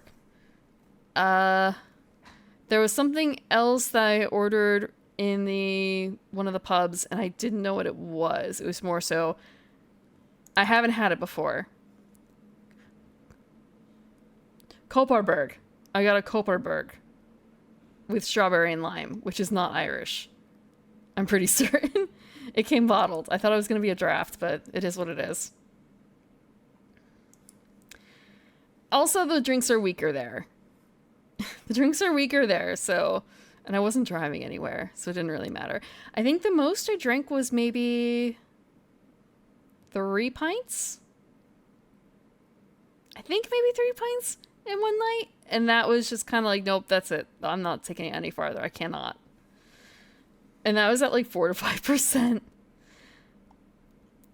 I think after that, I stuck to 2 at most.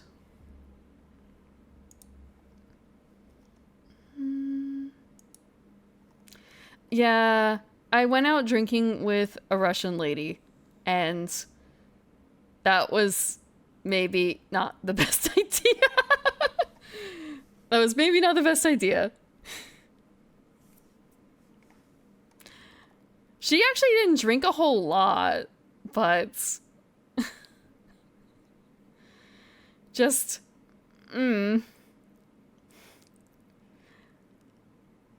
the timing of it was really bad.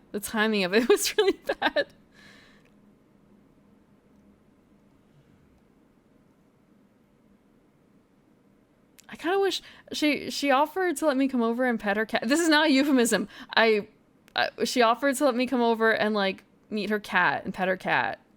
We showed each other our cats. But I didn't have time, unfortunately. I swear it's not a euphemism. We showed, like, she had a really cute cat.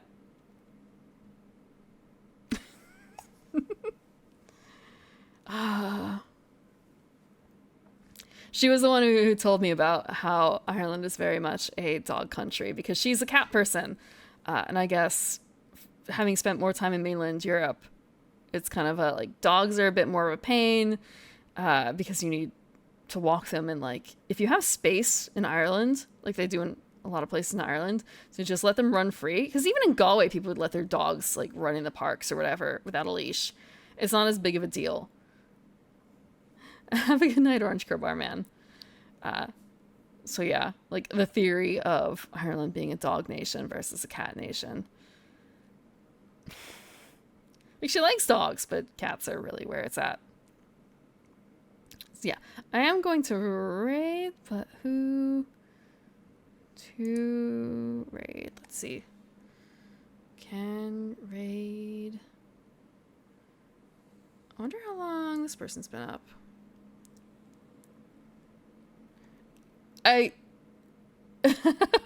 Okay, literally just missed it.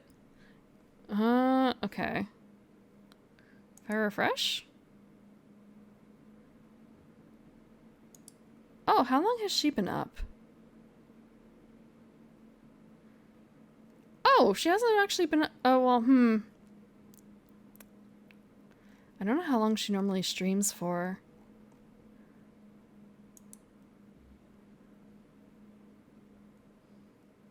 Let me double check. Okay, probably not much longer than this then. She normally streams for around this amount of time.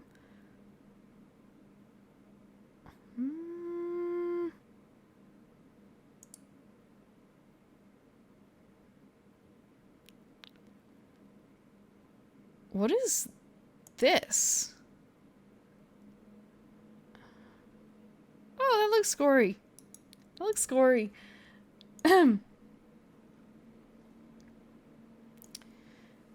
Okay. Oh, he's been... Oh, okay. This is... Everyone's... I don't know too many people who are, like, just starting around now. That feels like the problem for this time of day.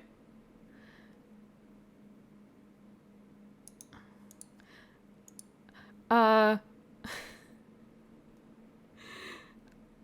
was looking at Hazmat, but he's been on for 5 hours. I don't know if he's planning on like running a marathon essentially with that, because usually by 3 or 4 hours, I think people are usually like maybe about done.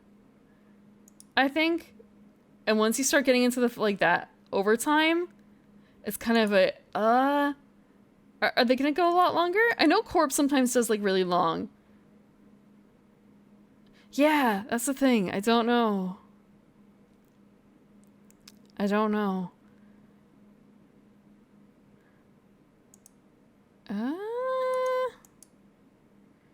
What about this person? Oh! Matter Daddy? You're trying to trick me into saying something there. I see what you're doing. I see what you're doing there. I know what a Matter Daddy is. I know what a Matter Daddy is. Okay. So this is someone who I don't usually seem streaming too much. But I have copied her name, and she just started once the ad stops playing for me. Just to double check. Wait. It's kind of a wait. Are people saying night night? No. You may know her, you may not know her. How long has she been? Okay. Her name is Lavendel. And she's playing Viscera Cleanup, and she's already into the action. Oh god, there's a lot of blood and body parts. So we're going to raid Lavendel. Let's see.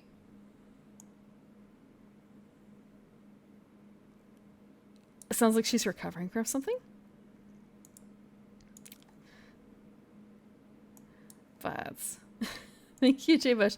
Oh, I don't have a schedule prepared exactly, but there is going to be something at 9 p.m.